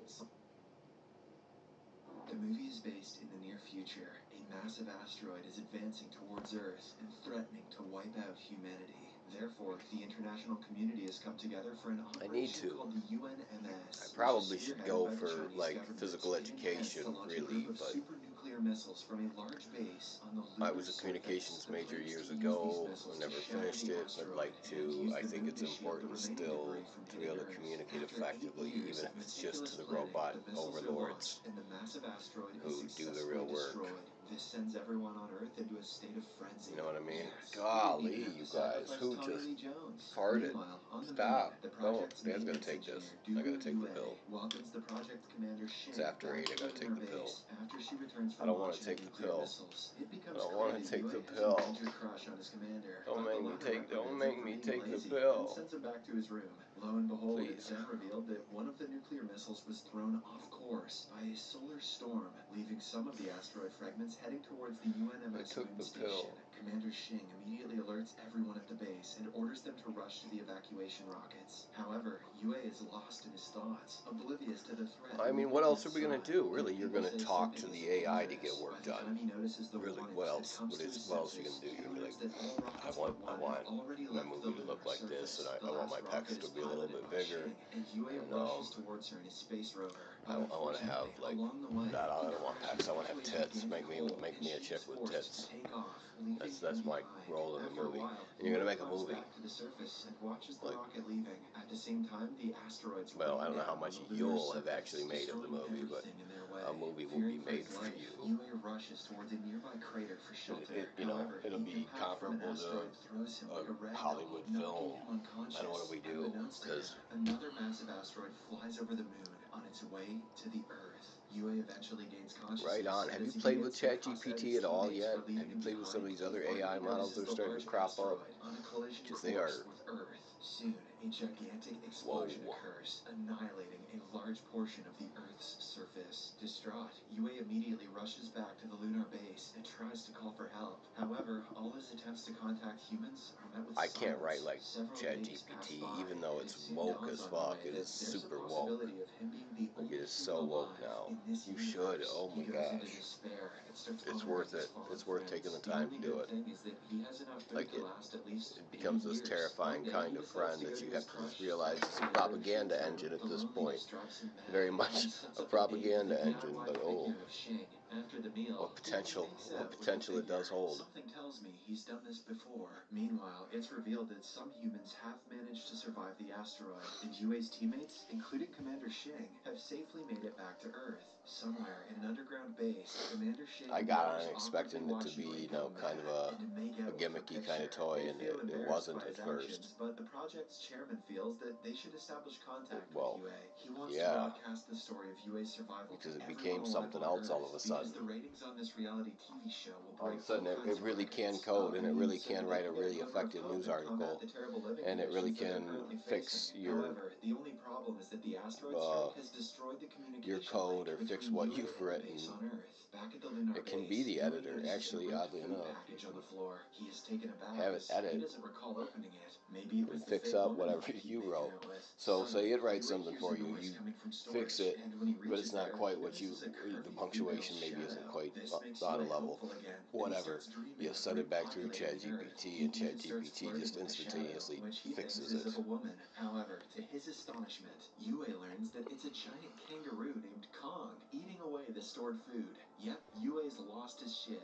It turns out that the animal was brought to the lunar base for research purposes. Yue quickly picks up a shovel and tries to scare the animal away from the storeroom, but unfortunately this only agitates the kangaroo and it beats the life out of him. Unable to beat it with physical force, Yue dresses up as a female kangaroo and tries to seduce Kong. The trick works for a while, but it soon backfires on Yue. When the kangaroo gets A lot of excited things are and based tries on to have algorithms. quotas with him. Surely Yue was expecting this. Algorithms are used here on Super In the Chat. process, Kong knocks off Yue's On costume, exposing him. This YouTube, infuriates the obviously. kangaroo On even more, and he kicks Yue Odyssey, across the a room. bit. As everyone on Earth watches in astonishment, a stubborn Yue pulls out his Nobody gun does again curated and content. indiscriminately fires at Kong with There's plastic too much of balls. it. Kong appears to retreat, I but am after a streaming while, to it 4 comes back channels and at pounds once Yue right now. continuously. That's After an hours of enormous back amount and of forth, the content, fight even goes if only to at an end, and they both 1080p. knock each other out on the ground.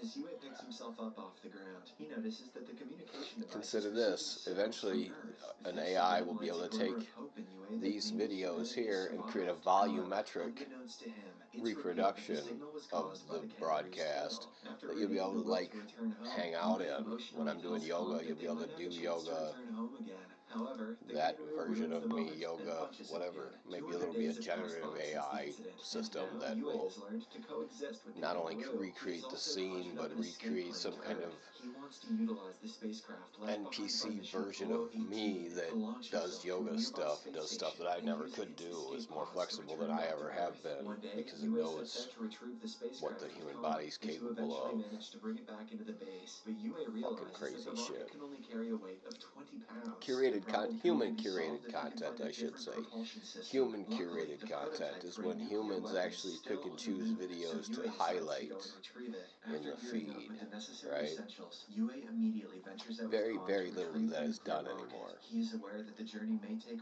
weeks, as the research building housing the rocket is located on the other side of the moon. Back on Earth, Commander Shing and the others watch them anxiously, because Yue's vehicle is solely solar powered. Most of it and the is sun only shines automated. on the moon's It's surface some for 14 algorithm or days other. per lunar cycle. This means that the car You can know, only travel 6,500 kilometers. not wholly The unlike research the building is algorithm I situated used to 8,000 track my kilometers away from Yue's base. After the sun my sets face on on the moon, camera. Yue is going to be stranded in the middle of nowhere and Something freeze simple to and, death. and Just kind when of all dumb. hope It seems does to be one lost, thing. Shing and the others notice that Yue is actually And it headed doesn't in the even opposite necessarily do it direction. It turns out awesomely. he is planning to chase the sunlight, as the moon only rotates at 16 kilometers per hour. This gives Yue exactly 41 days to complete his mission, where he can only sleep for 4 hours a day. With the days passing by, he becomes very dreary and even starts hallucinating. Fortunately, Kong is there to motivate him to keep going, and there's no shot that he's going to hallucinate anything weirder than that. After a long and perilous journey, the two finally arrive at the research facility. Inside, Yue finds the nuclear warhead and carefully lowers it to the ground. However, the kangaroo starts playing with the control buttons, endangering the mission. It's a little bit sad that nobody ever talks to me elsewhere. On his way back to the home base with the warhead, Yue locks It kind Kong of inside bums his me truck out to a stop him tiny from bit. jeopardizing the mission again. It's a Like long nobody and says abrupt hi journey, on the so other Yue channels. plays loud music to keep himself entertained. As a result, he doesn't notice when the trunk carrying the kangaroo separates from the vehicle. After traveling hundreds of kilometers, Yue finally realizes that Kong has been left behind because of his mistake. Now, Yue is faced with a difficult decision. If he goes back to get Kong, he will lose the sunlight, and the vehicle will stop working. But if he doesn't go, Kong will freeze to death. Either my imaginary kangaroo friend dies, or we both die. You're not supposed to It's be a up here. no-brainer. Yue contemplates for a bit and eventually decides to go head back and retrieve the kangaroo, putting his own life in danger. After hours of traveling in the opposite direction, he makes it to the truck and reunites with his friend. The two share an emotional moment, and just like a puppy, Kong licks him out of excitement. The two then set out on their journey towards the base, while trying not to fall asleep as the sun continues to move farther away from their vehicle. Right? Unfortunately, There's that. even after their best efforts, the sun eludes the two, You making never it know. impossible for You them do to never survive. know. Hey, at least Yue got licked by a kangaroo on the moon. Despite this, Yue refuses to give up, and he continues to drive the vehicle as it is forced into its last hours of battery. He also turns off the heat to conserve as much energy as possible. Eventually, the car runs out of battery, and it comes to a halt 55 kilometers away from their base. Now, the duo only has 3 hours of oxygen left, and Yue finally gives up. He emerges from the vehicle and awaits his death. However, an idea suddenly strikes him when he notices that his animal friend is attracted to the reflection from his mirror. He quickly pulls out the door of his vehicle and transforms it into a sled, which will be powered by Kong. Oh, sweet. I thought he was gonna murder Kong and live inside of his skin. Live Yui then inside the flashes skin. light beams in front That's of the what I would kangaroo do. to make him chase them. The trick works, and he starts sliding across the moon's surface like Santa Claus. After a while, the two come across a giant pit, but Yui again refuses to give up and instructs Kong to jump over it. As they fly over the giant hole, he unleashes the gas tank on his back, which gives them enough thrust required to make it to the other side, and eventually to the base. Checkmate, Vin Diesel. Back on Earth, the project's chairman broadcasts Yui's journey to the remaining humans, and it gives them courage and hope for humanity's survival. It also brings him a crap ton of ad revenue on Twitch. Oh, On the moon, what did we say? What did we do? The giant warhead and prepares for his return Half to my Earth. channels went to shit. Unbeknownst to him, it's revealed that a second asteroid is headed towards Earth. Later, Yui receives another signal. Oh, I feel like we must have done something bad. On Earth are trying to contact him. Unfortunately, his happiness soon turns into disappointment when he sees that it is actually coming because the kangaroo is messing with the wires. Hence, Yui again loses hope and decides to abort Both his my mission. YouTubes However, are the way people back on behind. Earth Stop. refuse to let him give up and think of an idea to contact him. Cats are All of awful. them gather at They're one naughty. particular place and collectively shine their flashlights towards the moon. Yui eventually notices the signal and is moved to tears, realizing that he is not the only human alive. Later, with reinvigorated motivation, he realigns the receivers and is finally able to contact the humans on Earth, including his crush, Commander Shing. In a private moment, Yui confesses to Shing that she was the sole reason for him to come on the UNMS mission. Shing is moved by his confession, and she apologizes for leaving him behind. In the next scene, Yui, with the help of his teammates back on Earth, starts modifying the propulsion system of the rocket using the atomic weapon so it can take him back home. After completing the setup, Yui and Kong embark on their journey and safely enter the orbit, unaware that a second asteroid is heading directly for Earth. While the humans back home celebrate, Yui reaches the Lunar Space Station. As he prepares to enter the escape pods, Commander Shing finally learns about the asteroid that is threatening to annihilate the planet Earth. The UNMS HQ then realizes that only Yui can save humanity, as he is in possession of the nuclear weapon on board the Lunar Space Station. Left with no choice, Shing breaks the news to Yui, and surprisingly, he agrees to sacrifice himself to save humanity. Finally, there is a point to simping. Following this, UNMS orders everyone back on Earth to return to their shelters and prepare for the least worst. offensive, Meanwhile, in space, right? Yui tearfully bids The least goodbye likely Kong to trigger, and sends the him least back likely to Earth in an be escape pod. Why didn't he of take the substance. escape pod and shoot the goddamn What are you kangaroo doing? with the thing? Yui is an emotional wreck, but he collects himself as he has been tasked to save humanity. After a while, Yui heads towards the asteroid and enters a cluster of giant rocks. He tries his best to avoid them, but his surroundings become more crowded and chaotic. A rock eventually collides with his ship, causing the vessel to spin violently in space. Yui scrambles to stabilize the ship that's completely out of control. Eventually, he comes up with a solution. He breaks open the door of the ship and uses it to equalize the pressure, finally bringing the rotation to a halt. Yui then checks on the ship's engine, only to learn that it has been completely destroyed and can no longer lead him to the asteroid. Left with no other choice, he decides to manually take a nuclear bomb to the giant asteroid. This means that Yui dies an extremely painful death. However, without a second thought, he ventures out and unlocks the warhead. Then he uses his jetpack to head straight towards the massive asteroid while dragging the nuclear warhead with him. Yui's spacesuit is slowly destroyed by countless rocks, but he finally reaches the asteroid. In his last moment, he remembers his crush, Commander Shing, before a huge explosion takes place, and the asteroid is blown into smithereens. Back on Earth, people finally emerge from their shelters and notice the giant explosion in the sky. They are elated to have survived the apocalypse, but are also sad that Yui has sacrificed himself. Several years pass by, and the humans have restored Earth to its former glory. The kangaroo Kong is returned back to its natural habitat, while Commander Shing and her team are again sent back to the moon, so they can continue their work of protecting the Earth from extraterrestrial threats. I was kinda hoping Kong would end up with Shing. Subscribe for more videos like this. Turn on notifications, and leave a like to help the channel out. Your fluff got reprinted in 60 newspapers. Now, maybe I guess that what they were trying to tell you is write more fluff, bro. Don't get into the details. But what a suck thing to have to do. Hey, stop. Today's video is brought to you by... Oh look, we're on the Monkey J show on. Ugh, stop. We're on the Monkey J show on YouTube. No. Stop. What's going on, everyone? Jeremy here from... Oh. That's not you, that's the antibiotic. But probably a little bit you. Come in. It's weird. When we moved to Amsterdam in 2018, Amsterdam Central was under construction. In fact, it seemed like Amsterdam Central was always under construction. Were ignored, of course they were. Now, I generally... That makes sense. I lived on the south side of Kalamazoo for a while, and when the shooting started happening very near my home, and I started calling the news agencies, wanting to know why they weren't reporting on them and why the police weren't showing up. It didn't make any difference. I had a nightmare. The EMTs didn't want to come down the streets. Which was weird because I hadn't had a nightmare after watching something since I was 6 years old. But there I was, 22 years old, literally hyperventilating in my bed because I thought Homelander was going to get me. I didn't even watch an episode of The Boys that night. I was just watching... Stop. Japan is changing its foreign policy strategy to little arms for its big...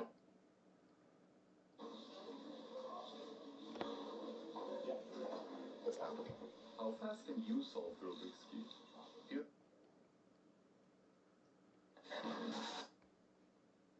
Hey there, friends, how's it going? So, usually with simulator games, they're like, oh, you're going to be an astronaut, or you're going to be a mechanic. But what happens when...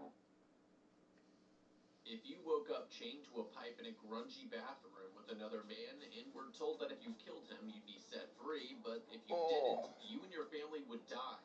What would you do? In this highly requested I might have to run to the video, bathroom. we'll follow Jigsaw's victims, see if we can make better decisions, and ultimately attempt to beat the traps in Saw. If you think you could do better, or if you have a movie request, let me know in the comments. If you want to stay prepared for all the other worst-case scenarios movies can come up with, hit the like, notification bell, and subscribe button so you don't miss a beat. This video's sponsor is Raycon. Raycon's making a lot of noise in the electronics industry with their wireless earbuds. The company was co-founded by Ray J, and if you aren't familiar with him, here's a refresher.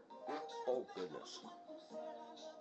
Yeah, this guy knows how to produce Jesus. music. That must have made somebody happy. Earbuds in a range of fun colors and patterns, with a variety of fit options to make sure it's snug in your ears. And no dangling wires or stems that bounce around or get caught on things. Their earbuds have 6 hours of playtime to cover your work sessions, long hikes, workouts, or whatever else. Need more? Pop them into the sleek charging case and you get 24 hours more playtime with these E25 earbuds. They have seamless Bluetooth pairing so you stay hooked up. There's a solid amount of bass, sound, and their compact design gives them a comfortable noise isolating fit. I need a brief respite. respite. That their prices start at half of other premium audio brands. I use these to listen to podcasts. I'll be right back. When hitting my 10,000 steps, to get jacked up when pumping iron at the gym, and to get... Oh, good Lord. Right back.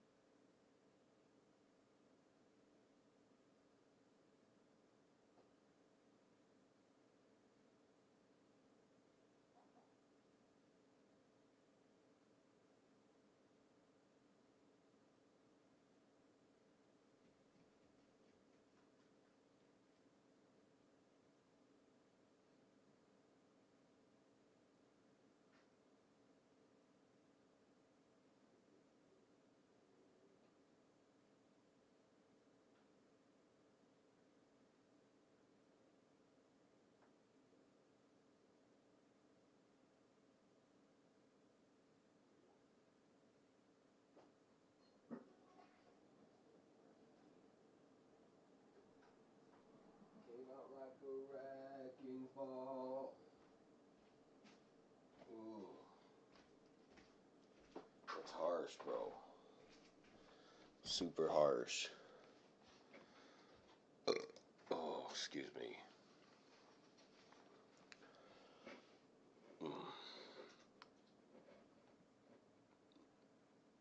That's rough. Rough on my Egyptian belly. pyramids at Giza are undoubtedly one of the most, if not the weirdest structures on Earth. They've stood the test of time and nature for thousands of years. No, that wasn't an invitation to come over here. And as you might have guessed, many mighty people have been obsessed with unraveling the mysteries behind these monumental structures for centuries. Notable among them is Nikola Tesla, one of the greatest modern inventors to ever live. Nikola Tesla revealed terrifying truths Something. about the Yeah, pyramids. antibiotics tearing through me. Unappreciated, his fame has recently been brought to the limelight. It came out like a wrecking ball. It hurts. Electrical supply systems and some of the technologies we use today. Apart from his crazy Oh ideas God, for the dude, I patent, know. Tesla It's expressed so easy to interest in fucking several get other them too. mysterious top secret projects, including the Egyptian pyramids. Oh. His drive to unlock the No, secrets it's the of pyramids antibiotics. I have was one left. I gotta 20 take years old. one in the It was morning. at this point in his life that he decided to make it his life's goal. I gotta Made take of it. about 2.5 million blocks of stone and weighing nearly 6 million tons. But I don't like them. Pyramids are mysterious and made in magnificent structures. Structures that have drawn several I don't like what they visitors do from to across the me. globe. If you've ever seen or read about these pyramids, you'd Look at agree with this. us that Good they're full Lord. of secrets that have not been exposed. I'm getting Some around of these this. It's secrets not are the real, sources of but Nikola dang it. Tesla's groundbreaking ideas and inventions. What are we watching? I don't want to watch that. This is a potato. Goat Guns is the... Let's click the button. Click the button.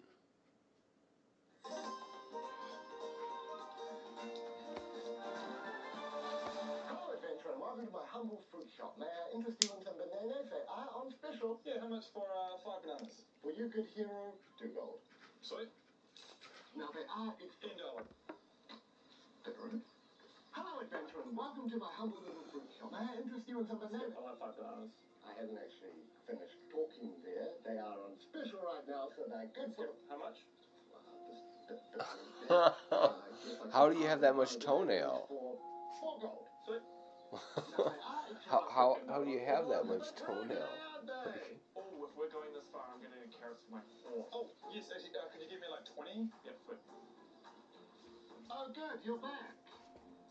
Hello, adventurer, and welcome to my humble little... 50 carrots. You're a rude little man, you know that.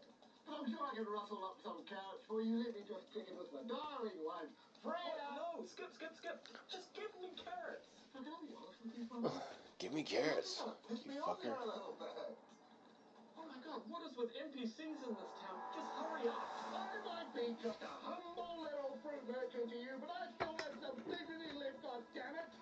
Why don't you go find your carrots somewhere else? Oh, sir, I don't have time for this. Give me carrots, or I'm going to take them. You will, dear. Wouldn't I? Try it. Actually, I wouldn't do that. What? Why? I don't care about my reputation. No, I'm not even talking about your reputation. Honestly, these NPCs are way stronger than you think. This guy, the fruit stall owner from Hollywood. Seriously? I guarantee you he's stronger than you think. Dude, I'm level 60. I've fought armies of orcs. I'm pretty sure I can take this thing. I'm telling you, man, I wouldn't do it. Shit. You attacked me. Yeah. Yeah, how does that feel? Die, mother! Ah! Oh, shit. Are you with him? No, I'm not. He's... Are you with... I don't know. No. Want some fruit? No, I'm fine. No, it's all good. Fresh mayonnaise. No, it's all right. Just keep walking unless you're hungry.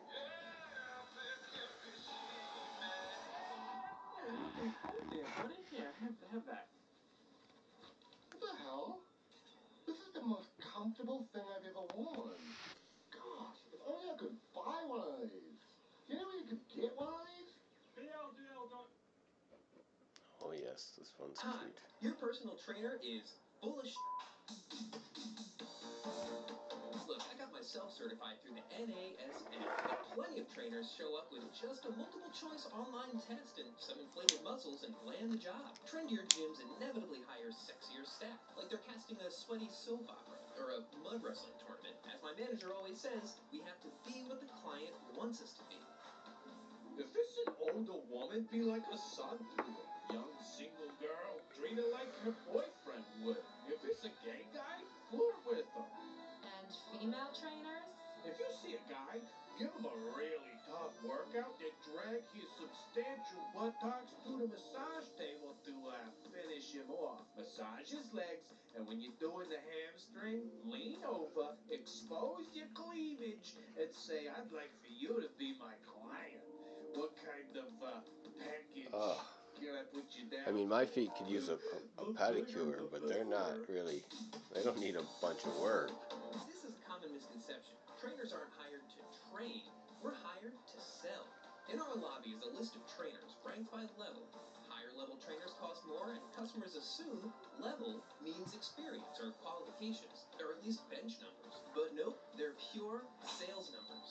Beyond tricking the flabby masses into memberships they'll never use, we're supposed to sign clients up for personal sessions. An hour might cost upward of $100, more than a whole month of gym membership.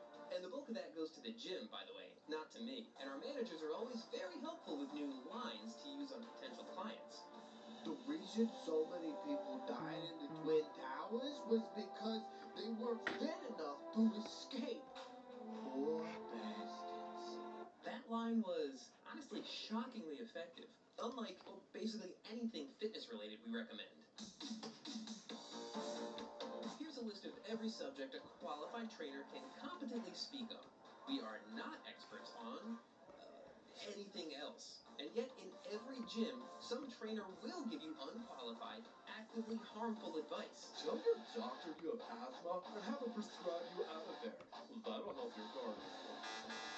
Oh, your wedding is today? Oh, we gotta get you in a sauna suit and put you on the treadmill. Back pain? What you need are core exercises. Those core exercises made the guy's pain worse, by the way. We narrowly dodged a lawsuit on that one, but thankfully, nobody knows much about fitness. It's a new science, and it's really hard to study. When you bench, touch your chest with the bar for full extension. That messes up your shoulder joints. And during your lat pull down, get that bar behind your neck. That also messes up the shoulders. Bicycle crunches, supercharge abs. And rub your spine raw. Do leg extensions. Those ruin the knees. Then why do we have a leg extension machine? Because every gym does. But they shouldn't. Oh, and speaking of destroying people's bodies, you've probably heard that steroid syringes get secretly passed around from butt to butt in the locker room. But these days, it's a lot more sophisticated than that. So, go to Stu's anti-aging clinic. Tell him your pubes are falling out. No energy. You're sad. He'll run tests and diagnose you with low T. But I don't actually have any of those symptoms. What I do have is tons of pubes. Doesn't matter. The doc knows how this works. Your only real symptom is wanting to get swole. And this is how you'll do it. With some legal testosterone. You're also going to get yourself brazen testicles, acquired hair loss disorder, C cups, spaghetti dip. Oh, and that reminds me. I'm proud of the number of clients I've been at, because that number is 0. But that's not for clients' lack of trying. It's like how patients fall in love with their psychiatrist, except the shrink also keeps doing squats in tiny gym shorts. I did a home session once with a woman who suggested we exercise in the nude, though I advised her not to. I had a male client invite me to a threesome with his wife. I had to tell him that's not what we mean by a partner membership. So, I heard you guys give glute massages? I'm not trained in massage. Okay, but tell me, have you ever been with a man? You know, been with a man? Because I'm very well trained. Oh, what's that? Somebody dropped a free weight on their brain. Sorry, gotta go. But I'm unusual. A willing trainer can easily get with client after client. One time, we had 2 women clumsily wrestling on the gym floor because they figured out they were both hooking up with the same trainer. We ended up canceling both their memberships. Kept the trainer, though. Guy's sales stats were through the roof. Oh, and this isn't really the trainer's fault, but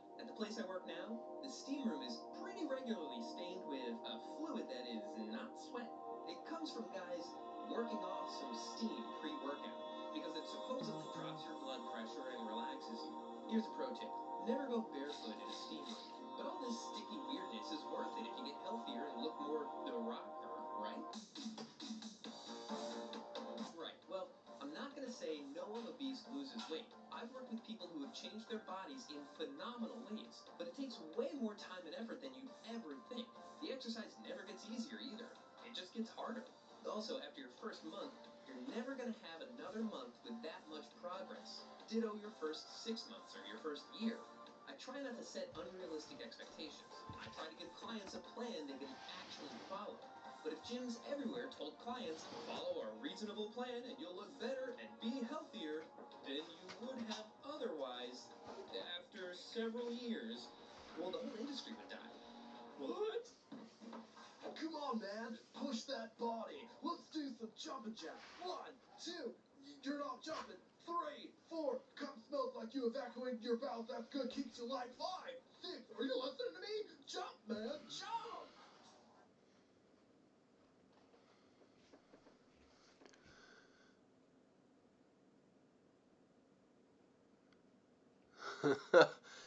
Some people might want to watch him doing that, oddly enough. I don't know what else to say about it, but it's true. People are weird. Oh, what is happening again? I'm starting to feel like my routers need to be reset.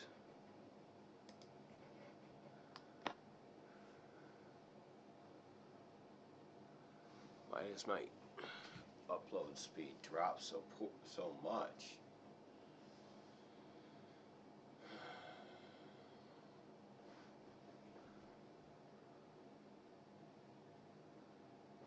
I don't know what happens, but my upload speed just goes to shit. Stop it. Don't do that.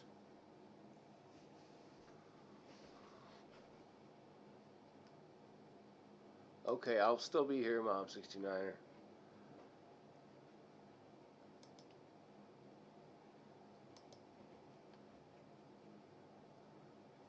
Hi. Hi, baby. How are you doing? Cat, you look at me, you weirdo.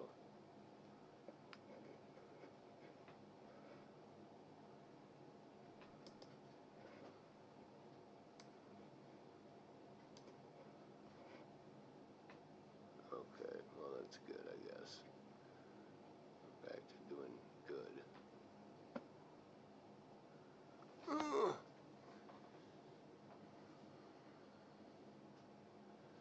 Not sure what happens, but once in a while, man, my signal strength just goes to caca. Matter of fact, let me do something.